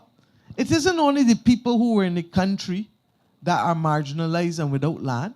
It's the people on the non-plantation tenantries in town and all about Barbados too. But the difference is that whereas the plantation owners have all the land and had all the benefit of it, the people in town or in the non-plantation tenantries, invariably, the land is owned by small people too. And therefore, while you can ask the plantation owner to carry the subsidy, you can't ask the small man to carry the subsidy. So here's what we're going to do. We're going to set a price. It close to town, so the land a little more expensive, because anything closer to town on the trade routes going to be more expensive. We're going to say that you, as the tenant, instead of 10 cents, you should not pay more than $2.50 a square foot. And the government, because it's a small man you're dealing with, going to pay the difference between $2.50, and it was first $10, and that got raised to $15. So that the government pays the difference between $2.50 and $15 in the non-plantation tenantries and the urban tenantries. But in the plantation tenantries, the government doesn't pay a cent, because the plantation owner must accept that they will receive only 10 cents a square foot, because more often than not, the tenantry is a small fraction of the overall land that the plantation owner has. Yes. So I say that because there's a lot of willingness to get into a lot of things and to believe that we can just go and take up people's land just so. We cannot. Having said that, we are very clear that when slavery was abolished, the British Parliament made it possible to pay the slave owners £20 million in 1834, and they only just repaid that debt in this century a few years ago. But secondly, they then went on to do something called apprenticeship. Remember, the apprenticeship system was 4 years, 1834 to 1838, and they took the free labor. I know all that. Right, but I explain it for the rest, because you know it.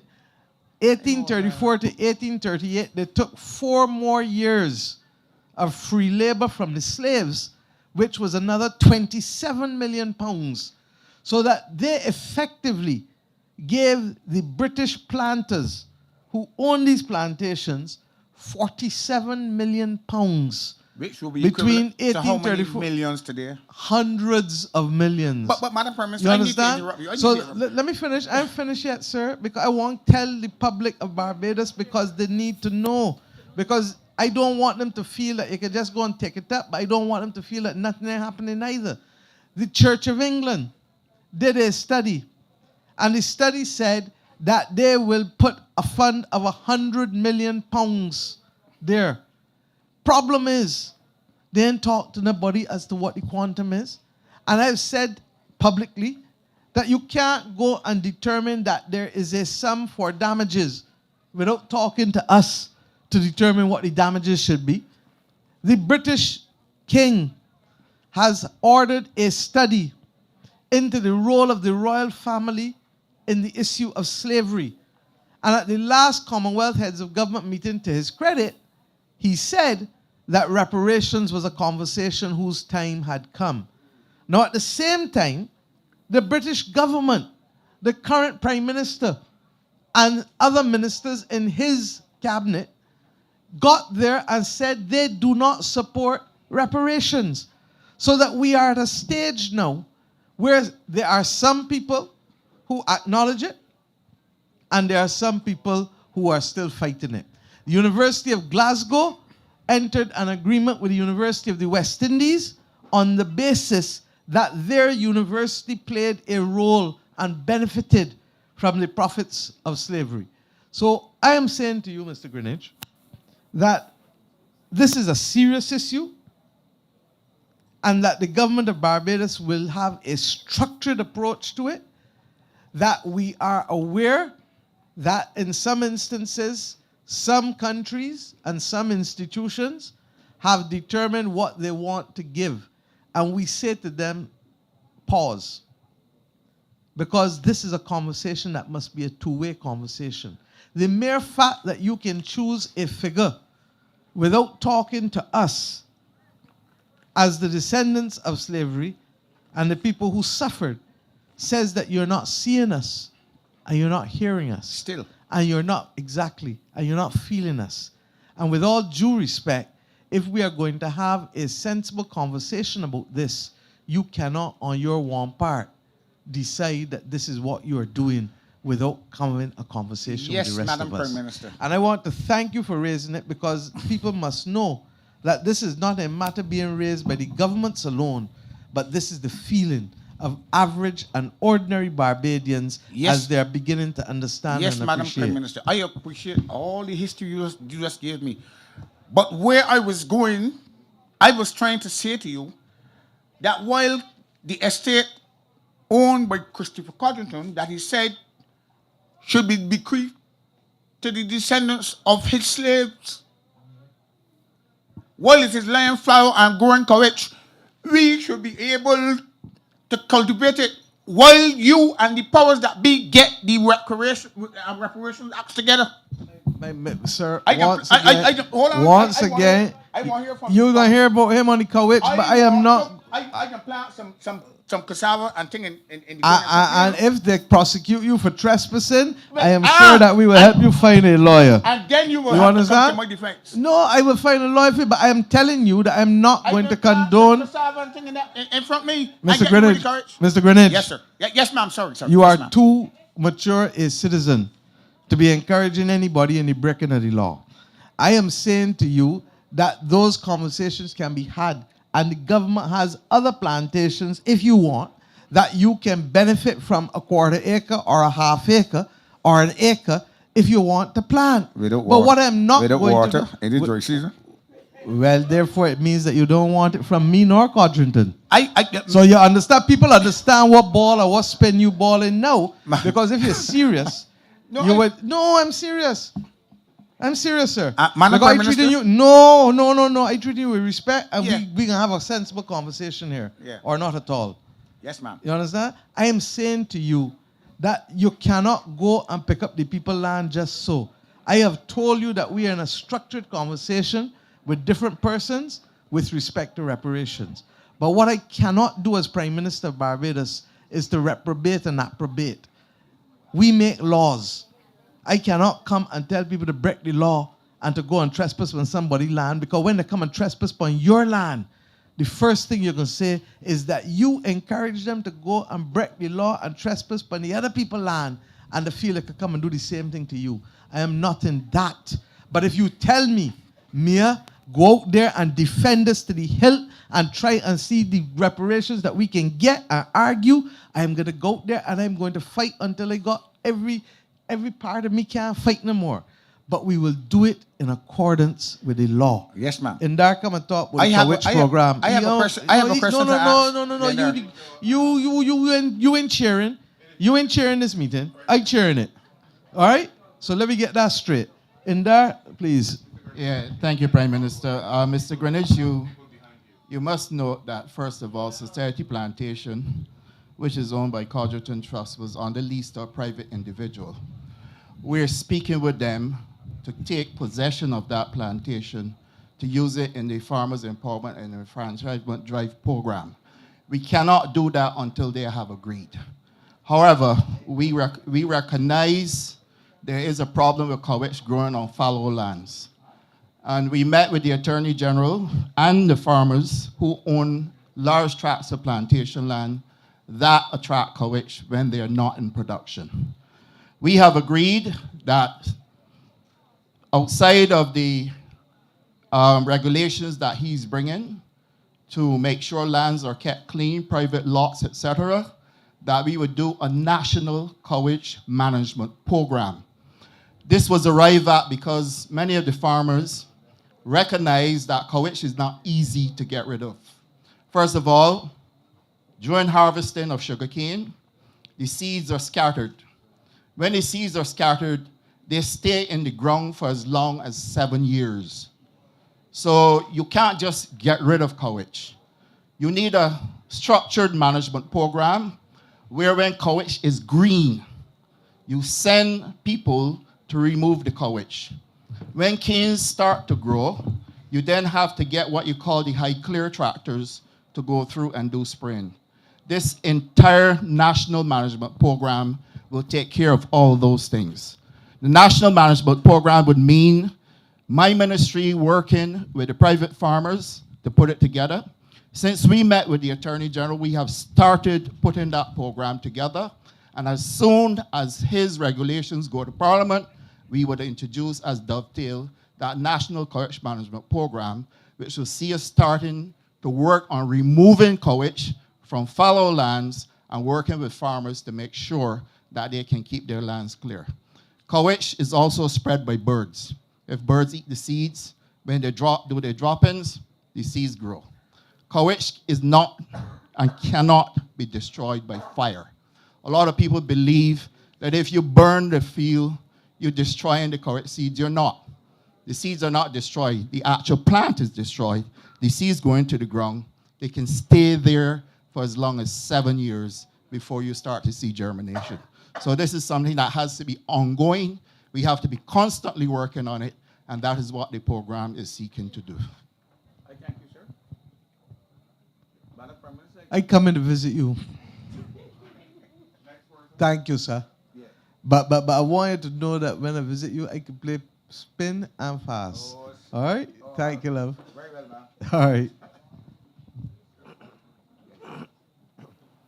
Good night, everybody, and the whole world. Madam Prime Minister, you are great. What's your name? Earl Bennett, Sergeant Street, St. John. I'm talking on the behalf of where I live, Sergeant Street, a gap. I don't know if the Prime Minister ever went there. I know Charles went there. But we all as neighbors need some help. We don't know who owns the land. Something living around upon the land could be a little difficult with neighbors when it comes to landmark and certain things. And I never had any certain things upon land, but the Prime Minister helped me get water tanks. I love Sergeant Street. But I would like to see the time come when the neighbors can own the land and get an opportunity to go to the bank credit union anything. What I will do for you is ask Senior Minister Duguid to come up there with Charles and to be able to get the information so that we can see who is the last last person registered as owner of the land and take it from there. Okay? Yes, thanks. That can work? Yeah, I would be grateful. So, William, in the next week or two, 10 days, thank you. And the project you give me, Charles, from Bath, I really accept it 100%. And I hope you keep the good work up. Thank you, brethren.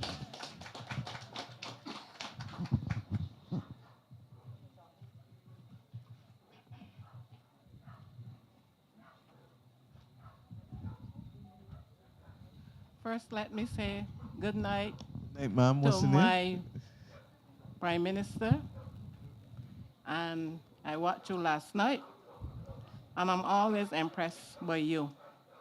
And last night, you make me feel very proud. Thank you, ma'am. Especially when you speak about my minister, which I don't see, except I see him on the road. And I wish that he would pay the citizens of St. John some more attention. Charles, and I mean it from the bottom of my heart. And you know I'm one of your people, but you're not looking out for me. What's your name, though, ma'am? I'm Marlene Alton, Part House St. John. She part of the road finish, so she ain't gonna speak with that. You let me speak. I don't want you to speak for me. And I'm sorry to the other people that I came in front of them. I didn't know you had to get tickets because I weren't here from the beginning. Sorry. Anyway, Prime Minister, I'm speaking about an issue I have in front of my house. Since the road were repaired, the water is running all over the road now. I was living there over 50 years, and I never see the water running all over the road until the road was fixed. It is coming right in front of my house and settling and is evaporating under my house. That the wall in my house is cracking now. I don't work, I'm a citizen. And the little pension that we are getting cannot even supply our needs now. So I need help. Nobody seems to help these old age people in this parish. But I can tell you that MTW will come and look at it. Santi will make sure. And if in truth and in fact the water, as you're saying, is causing the problem, then the government is going to have to help you. Because so that is what you would call a consequential act. Wilfred, you want to talk? So that to give her some assurance? Yeah. If the government did works to the road that changed the conditions, so if water was not running by you before and then made the water running by you, and the water is causing damage to your property, yes, it is. then the government has to fix the problem and also to remedy the damage to your property. And why this is happening, because the entrance to the house were never fixed. They just drop a little of that black tar, what you call it, and leave it in a lump, and the water is coming and it's forming right in front of my house. No, the one good thing I'll tell you about Public Works is that they're actually quite honest when it comes to identifying what the issues are. So if they go and check it and they determine that because we slanted the road this way, it's not running by you, they will resolve it. Yeah, the last time, and I must say thanks to the Prime Minister as well, because the landmarks they took the last time I spoke to you about them, and it took a long time. Call people to call me name, that doesn't bother me, but anyway, I spoke about it and it was done. I apologize for any names that anybody call you, but That's no problem to me. No, I want to speak to it. Because if people who go to do the government's work feel that they're going to abuse people, then they're going to have to answer for it. Because you cannot treat citizens who are paying their taxes to pay people's salaries in that way. So I was very, very clear on that. And it's bothering me. I heard you with respect to the TAP program. I hear you with respect to other officers who feel, look, let me look at one another. We got to treat one another like to do unto others as what? You have them Do unto you. Exactly. And I'm going to insist that we call out the behavior where people do the opposite of that, because this is one family as a nation, and we can't be treating each other so. You may not like somebody or what somebody doing, but you have to respect them. Yeah. And particularly if you're doing your job, you have to be able to respect persons while you're doing your job. And I also want to speak not about myself, but I know of an elderly lady that she wants to have a bathroom rather than a pit toilet. She still has a pit toilet, and she's asking for. There is a program for the eradication of pit toilets, so just give her name quietly to Mr. Mr. Charles Morris. and them have her name No, already. no. He may do, but you give them to Mr. Morris as well now, because the senior minister and we are waiting. We have a national urban renewal program going. We've been putting the money ourselves as a government, even in the middle of an IMF program year by year. But I'm hoping that we can amplify how much we spend on eradicating the pit toilets in the next few years. Okay? Yeah. Thank you so much. Thank you. You're welcome.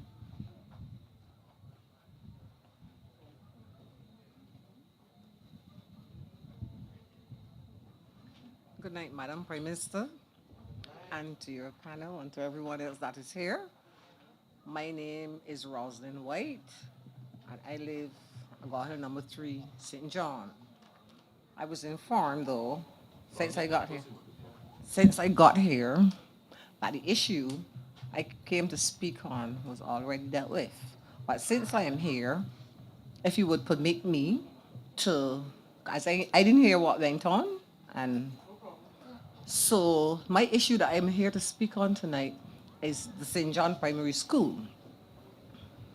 It hurts to see that school close after being there for so many years. I went to school there. Most of my family went to school there. And it hurts to see it there, so just closed down, and children have to go all down to Mount Tabor and other schools, and we don't know really what is the problem with the school. Another thing I would like to say here is that other schools suffer the same problem. They were dealt with and opened back, and children went back to school. Like Livingston Scott, they had that problem. St. Philip Post Office had that problem. Other places had that problem that they were dealt with, and people went back to work and school. So I would like to know why St. John's School have to be closed, indefinite, and put there. Look, let me say, years ago, Mount Tabor School was closed.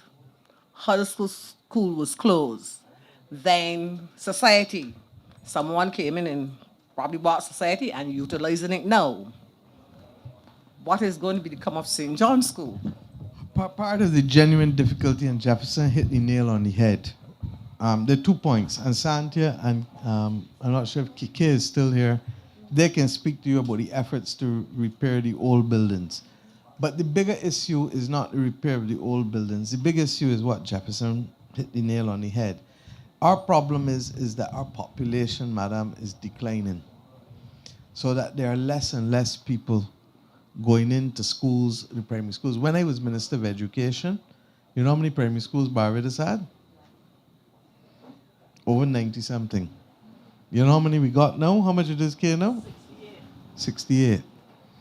And at that time, we used to have about 4,400 children sitting the 11 plus every year. We're down to how much this year, sir? 3,010.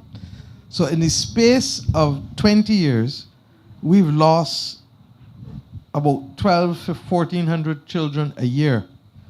Multiply that by how many years you got, how many classes you got in the school. Infants A, infants B, class 1 to 4. So that's 6 years. 6 years minus, multiplied by roughly 1,200. 7,200. At the higher level, 1,500, 9,000. So somewhere in between there, we have the same number of teachers, because the government hasn't sent to, neither government sent how many teachers, but we have anywhere between 7,000 to 9,000 children less in the primary schools.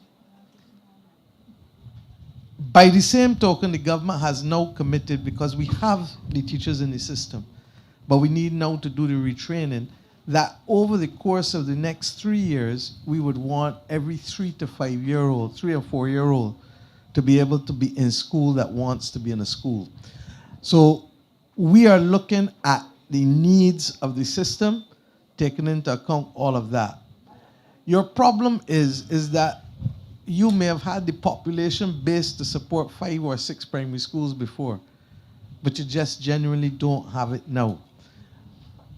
And that's why I said Jefferson hit the nail on the head, because the question is, what is the best place to do it? And do we have the same number of primary schools, and do we put pre-primary separately, or do we put them all together? How best do we get the transport needs to be able to fix it? Now, Santia, when you were Minister of Education, you fixed the school twice. Okay? Kay, you tried to fix it, and no matter what you did and went back in, you went in and did the industrial cleaning, went back in, we're still having problems. It is clear that that building cannot work anymore, and that we would have to consider the construction of a new primary school. But then we have to look at the numbers in the parish too, because to do a new primary school is millions of dollars, okay?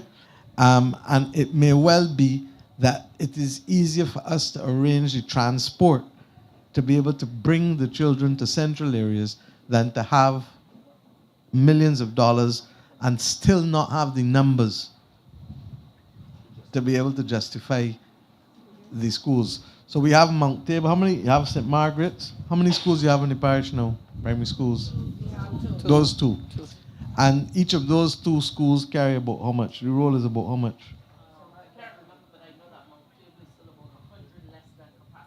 So Mount Tabor has room for another 100 students, even as we're here now.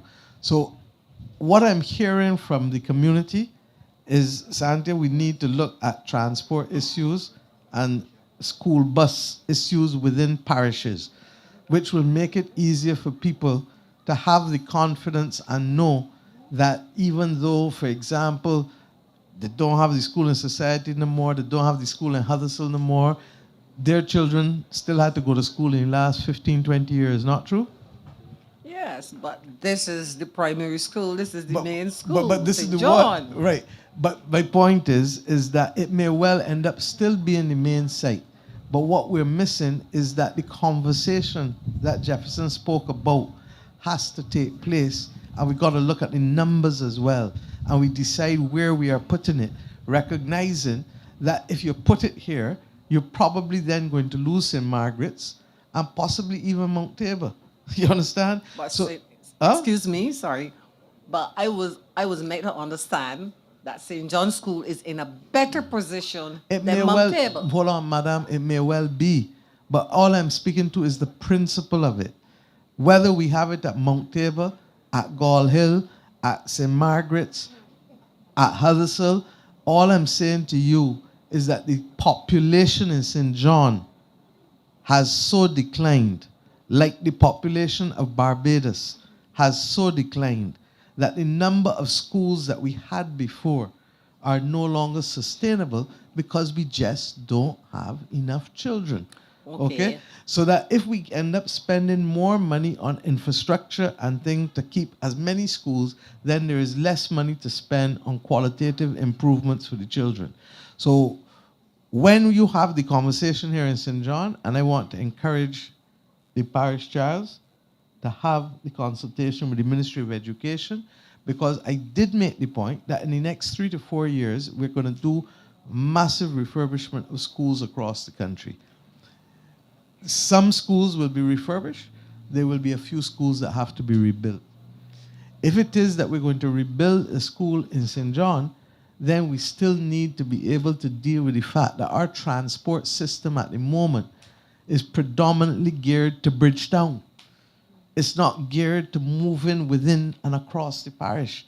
And therefore, I'm saying to Santia that as we have this conversation between education and the parish, that you may also need, and it's going to be the same thing in St. George and in St. Peter and in St. Lucie and thing, because what our bus stops say? And what it say, outer city and to city. Because everything was focused there. Now that we are trying to be able to look at how we can decentralize and support parishes better, with the rural development in particular, then it may mean that we have to look at how transport moves within the parish as well. Make sense? Okay. Sent a letter petition to the Ministry of Education with number of parents, so that we can have a meeting at the nearest. Certainly. And I'd like to encourage them. No one had responded up to now. Well, they're going to have the meeting. So I'd like to encourage them to do so. They've been busy dealing with common entrance and other things. They're coming into a lull period now. Wants to get that out of the way after the exams and the different other things. And they will meet with the community. But Charles, you will have to coordinate the meetings. Okay? Right, because I was wondering too, the representative, Mr. Griffith here for St. John, why when they said the school will be closed indefinite, why he didn't say, well, let him have a meeting or so with the parents and guardians? No, but with all due respect, the ministry met with the parents. The ministry met with the parents. No, madam, I'm not going to let the record show that the ministry did not meet with the ministry met with the parents, so that people were consulted. As to your future wishes, that's a different matter. And that is why I said that I believe that Jefferson hit the nail on the head. And therefore, what we need to do is to be able to have the consultations district by district by district, because you said you live in Gall Hill number 3. There are people who live in other parts of St. John that may come to a different conclusion from you. I have enough gray hair to know that that is entirely a possibility. That means you don't hear the comments when people pass and see the school closed. Hold on, because anybody who is from this area will favor this area. There are other people who are going to favor other parts of Barbados. I know what it was to be a young minister of education. I had to do the exact same thing. Clifton Hall, which one was it? There by Prout. Clifton Hill was the first school. I still remember the day when I had to go in St. John here and close a primary school. That was 30 years ago. It is never easy. It is never easy. Huh? I told you, same thing. I know what it is to be a minister of education.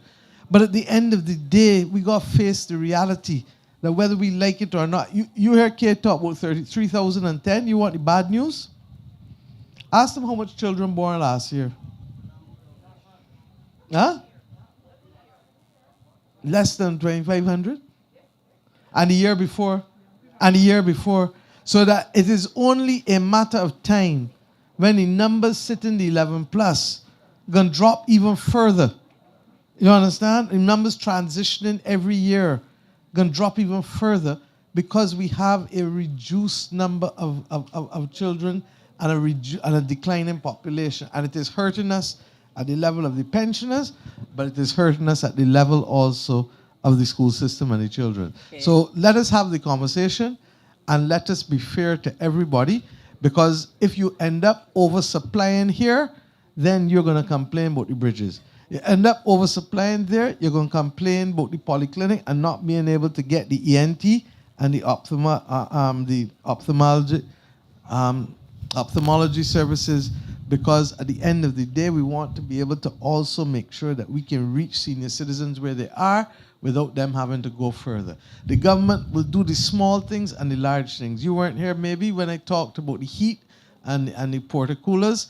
This breeze feels sweet here at night, but I want to know how it feels during the day when the sun, if up here as hot as tongue, you need the cooling machines too. So that we are going to continue to meet the needs, but I want us to recognize that it's the same pot of money meeting everything.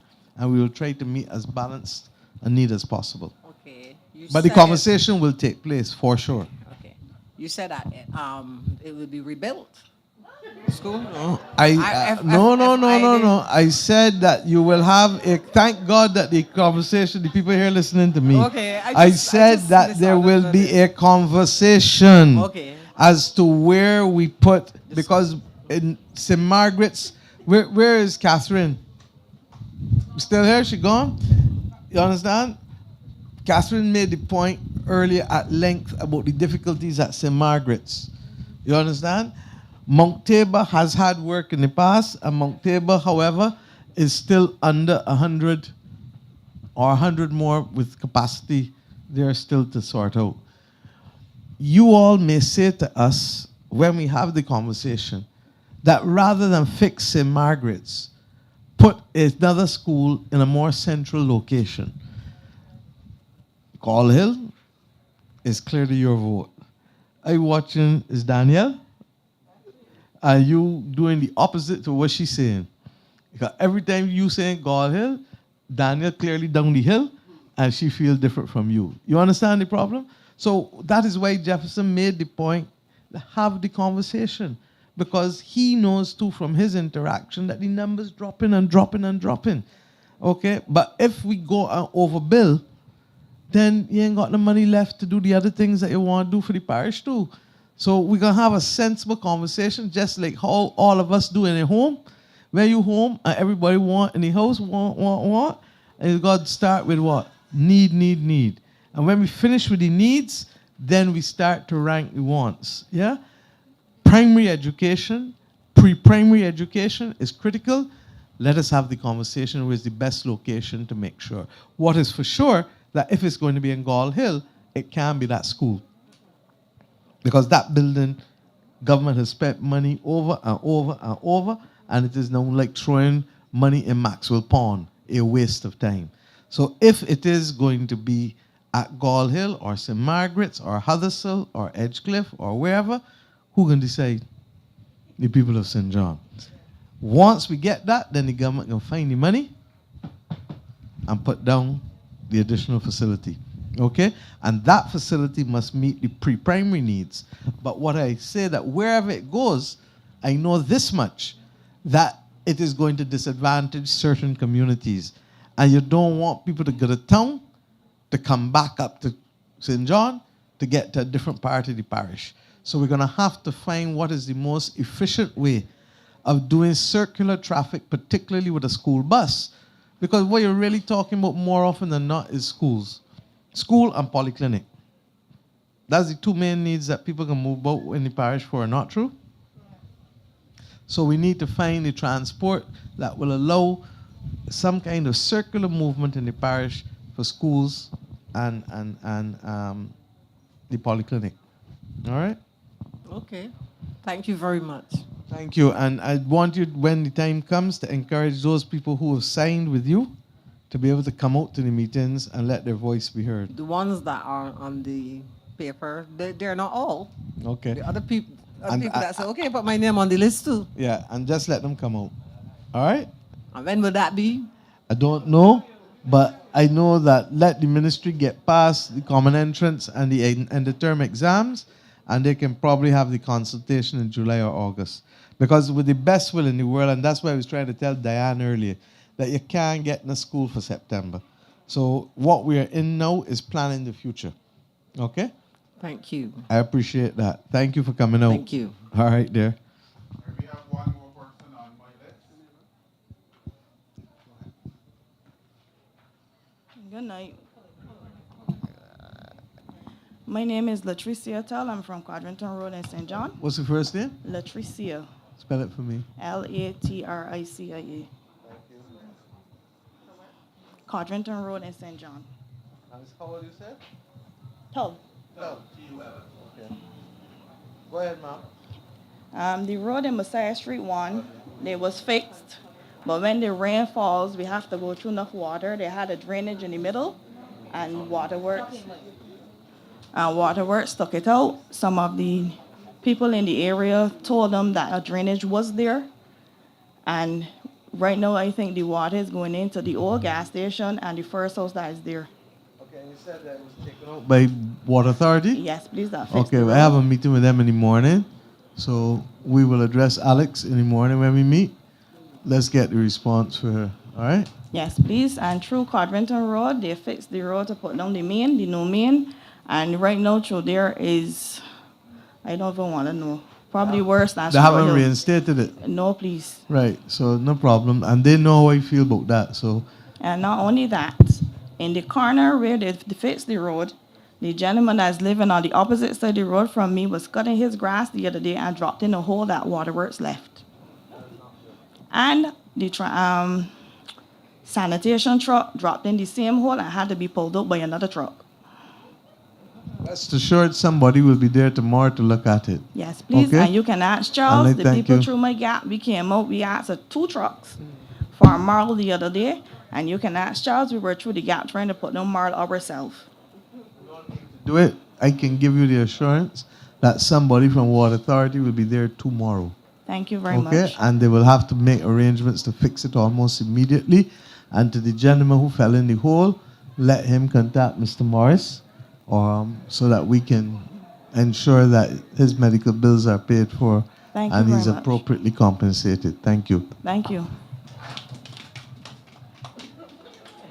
I heard the man say one, yeah, but no, not only voter tanks. I can't you get away with saying he said 1966 the road wasn't finished and you inherit a government, but David Thompson was in opposition for a long time and he died shortly thereafter. No, hold on. And I agree with you. Correct. So, Auntie Bradshaw, you speak about the MTW. No, it's right to put people at these depots, but if there's no materials, there's no equipment, then what the people will do? What will they work with? We've had this problem before. You put people to work. Except that that's not the case now, Jefferson. Well, I will wait and anybody, and that's exactly why, and Sandy knows how strongly I feel about this. That is exactly why I have insisted that the equipment be transferred to UCAL, because this notion that every time you go out, you hear that this piece of equipment ain't working and this piece of equipment ain't working, and the government just buy equipment or buy the parts, can't work with me. So let me pay UCAL for equipment that's working.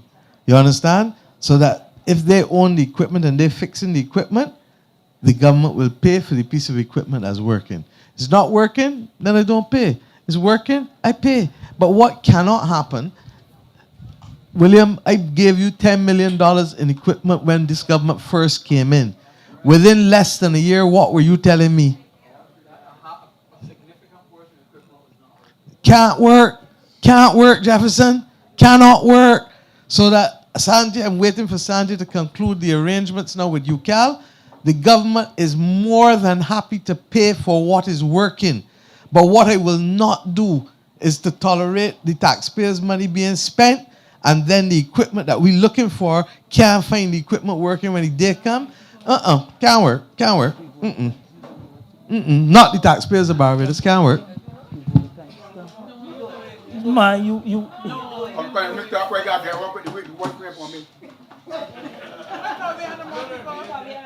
Good night. My name is John Luke. Huh? I told them about from the mic. Oh, okay. Listen. My name is John Luke, okay? Call it's Dan St. John. That's what I want to talk to her. Mr. Griffith. When last we visited the David Thompson Polyclinic? A month ago. We visit David Thompson Polyclinic. The one up there. You see how much termites that up there got? Up there got more termites than patients. That's why we felt that when the job finished, it was You not finished understand? properly, John. And Luke. And the problem is that you and I you know. ain't robbing, Mr. Speaker. No. John Luke, you was looking for this day. Ask them how long. Listen. How long? Because you and I How both know that instead of naming the building after David, knowing that No, that they should have finished the building properly. That's why we want to talk about who father is not mine. The ones that you Is knew. the government father mine? The ones that you knew. The ones which that one I you knew? knew. The ones that you knew, like The one the government knows me, am I the government? Because that's why you're green. Huh? That's why all your hair black now. And all the when it went for the water Look, coming to all jokes aside, John. I All seriously jokes though. aside, I serious too. Look, the problem with the building is that the building was never finished properly, and obviously, the materials that were used, there is no way that that building, which was 7-8 years ago, open, should be riddled with termites today. No way. Where termites in there? But I know, and that's why I've told them that they're looking at that. But right now, the government is also fixing up St. Philip Polyclinic, and they're going from polyclinic to polyclinic. But not when All right? termites. When it went for the water came 2 point wall. But that's what telling you that the work was not finished properly. That's what trying to tell you, They're John. going Luke. to the contractor. Because that's the next story. Huh? If you The want me to contractor open, wants soon. if you want me to open up now, I can talk. It's not the contractor not- that wants to it. It's the fact that you should never have paid the money, knowing that the work was not done properly. But that's the next story that you don't want me to open up. Huh? 'Cause I know you're gonna be happy if I open up that story. Listen, man, the Prime Minister, look. Overruns on the overruns on that polyclinic was what? Over 10 million? Madam Prime Minister, listen to me, right?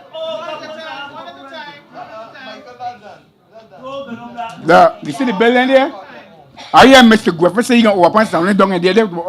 3 years? And you already heard the answer tonight, John. I didn't Luke. hear it. I went But- to- huh? Hold on. You were sitting down right there. Right where that lady sitting down. Which lady? Right next to her. Right behind where Jefferson was sitting down. You think I didn't see I it? didn't hear You were there all night. So don't complain to the okay. gallery All right, when okay, you all know right, better. all right, And you heard the member of parliament all say, right, madam. no, you ain't gonna get away with it. All right, The madam, member of listen. parliament told All right, you. I done with that. John Okay. Luke, you and I is friends. I got your chair. You got You- your table. Well, then the meeting done. Sorry. The meeting Sorry, done. man, I apologize. But you know that too. And I know John Luke from when I was young, so I now know he. Okay, I telling you, and I know him. He know exactly. I know All right. about him. Okay.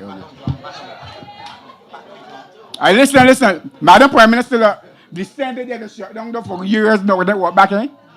You heard him say tonight already. He answered that. And the liquidator? He told Jefferson that the interior work gonna finish in a month. And a month? Yes. And a month? I can read and speak. And apologize to him in front of everybody too next I time. apologize to everybody. No, not now. You gotta wait a month. Thank you. Madam Prime Minister. But Michael, we're done. Look, all jokes aside, I can talk to you after. But I have made some rules with respect to the public servants who come to these meetings. You understand what I'm saying? And right now is political banter, and I enjoying it. Hold on, some of it has been political banter now, because you had your chance. But these people gotta get home too. So we got to be fair. Let them go, and you can banter with me how you want. All right? Madam PM, on Thanks. behalf of the residents of St. John, we want to thank you for bringing this meeting. You and your colleagues, members of parliament, and the senior senior members of the ministries. Thank you, and have a good night. And thank you. And I want to give the assurance on the matters that require further consultation that I expect Water Authority to visit tomorrow by Messiah Street. 2, that I expect that the issue with the bridge, Cameron, you will follow up.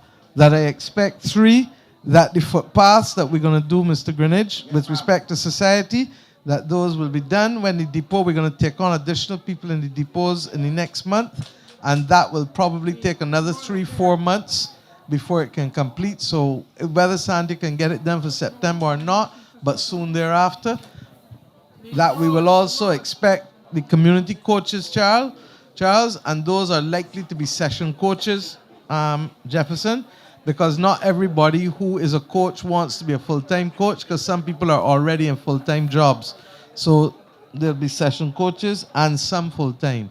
And then finally, with respect to the consultations on the school, that is the most important thing, that we need to have the consultative process across the parish, And you may need to have 3 or 4 meetings, because if you try to have a centralized meeting alone, you may not get the true picture from everybody. So I'd like you to go district by district by district, or maybe merge 2 districts that next to each other. You can do Edgecliff and Clifton Hall and Malvern and Church View all together. But what I want to hear is a genuine view back from the people with respect to things. Mr. Wilshire, your people will be happy to hear that the Cuscus program and the other things are going to start back soon, which will help keep the country, in addition to the National Coverage program that Indar spoke about. And Mr. Greenidge, I give you the assurance that on the reparations issue, it was not dealt with overnight. We will not win it overnight, but we're going to keep the pressure on, as we have been doing, to make sure that the people of this region and this country receive justice and an apology for what was centuries of cruel, unusual, and inhumane treatment. And I think Indar tried to give the explanation as to truly why it is not possible for us just to go and pick it up, because the land is not even being used by the same Codrington estate, but by a third party. So I feel you, I'm with you, and I know that our good friend, Mr. Walron, would have written many a song on this topic. And we will continue to fight those battles. Well, you promised me the names. Right. Get the names from the people in the community, and we take it from there. Okay? Thanks. Yes, and the flashing light with respect to Joanne. Hi, great. My name is Haldane Wiltshire. But those are the items that we can do quickly and sort out. Yes, Mr. Wilshire. Congratulations. You know we're done, but You're anyhow. using a good job. I'm glad that the Cuscus program is about to start back. And as the minister said about the college usually be in the grounds around green in the grounds around December. I already told Mr. Greenidge he can talk because of the public servants. I don't want Mr. Greenidge to say that I let one body talk and not another body talk. Right. So Okay. I hear you, buddy. Island Constables too, Diane. Don't worry. Without you today, I raised that before. So I don't want to reprobate and approbate. Okay, So just thank you. compliment you. Thank you. Yes. Thank you, love. All right. Charles, the last word is yours. Thank you, Prime Minister.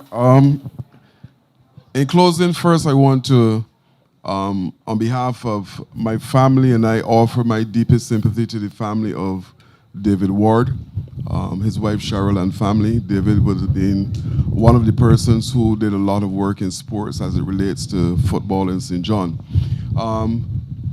Sports, youth, and community empowerment. And for those of you who are living in St. John tonight, would realize over the last couple of years that all of those areas have been touched in the constituency of St. John. As it relates to sports, a new community, a new pavilion is coming to the constituency, to the community at College Savannah. You heard about the lights at Coach Hill. The roads, 50 years old, that were paved in the constituency of St. John. The Clean and Green is going to Kendall. We have an area in Bomiston that is being cleaned. Actually, it was cleared last week. That will be developed into a small community park for the residents at Bomiston. Also at Bomiston, Robert Street, you will see that there's some road works that are happening at the location there. At Spooners, there's some work that is happening at Spooners. Project Phoenix is a project, an agricultural project at Wakefield, and those of you who traverse that area would realize that water is coming to those farmers at the particular location, thanks to the Prime Minister who visited the area not so long ago. So I want to say that things are happening all across the constituency. We have removed some more pit toilets from within the constituency of St. John. Roads are coming, as mentioned. So gradually, the parish is developing. Prime Minister in 2018 said, the love will come, and those of you who are actually looking across the constituency will realize that changes are coming. And more changes are coming in the constituency, but Prime Minister would have mentioned the government is pouring from a single cup. So it is going to take time for the work to filter down from community to community, but at the end of the day, I guarantee you that you'll see a difference in terms of what is happening in St. John. We have the mini stadia project is happening at St. John. So just give me the time, some more time, and you will see all of the changes. The roads that were identified tonight, you heard the Prime Minister and Deputy Prime Minister indicated that they will happen. Welch will happen under the Chinese program. The other roads are happening. So in time, all of the issues that we're having right now will be resolved. The community center, one of my focus is to bring training to the young people within the constituency of St. John. I started a senior citizens training program here that was supposed to be carrying 30 persons. 90 persons were involved in the training program.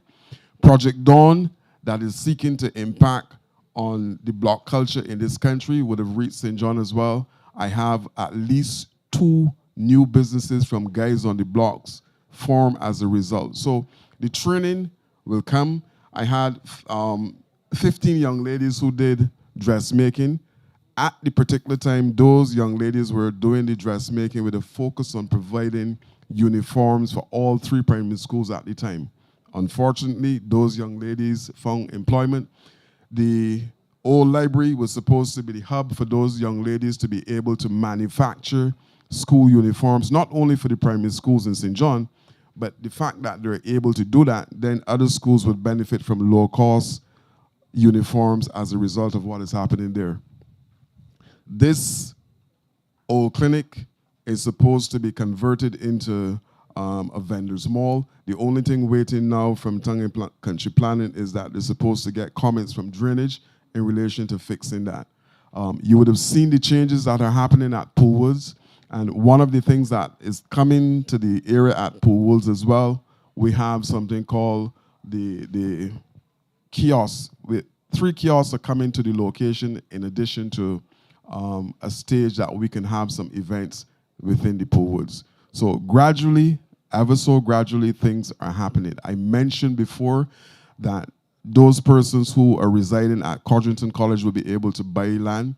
There's also a trust called the Leiders Trust, where persons living in Zurs will be also able to purchase the land as well at 10 cents per square foot. So when I say wherever I go that St. John is rising, I mean that St. John is rising. Good night and get home safe.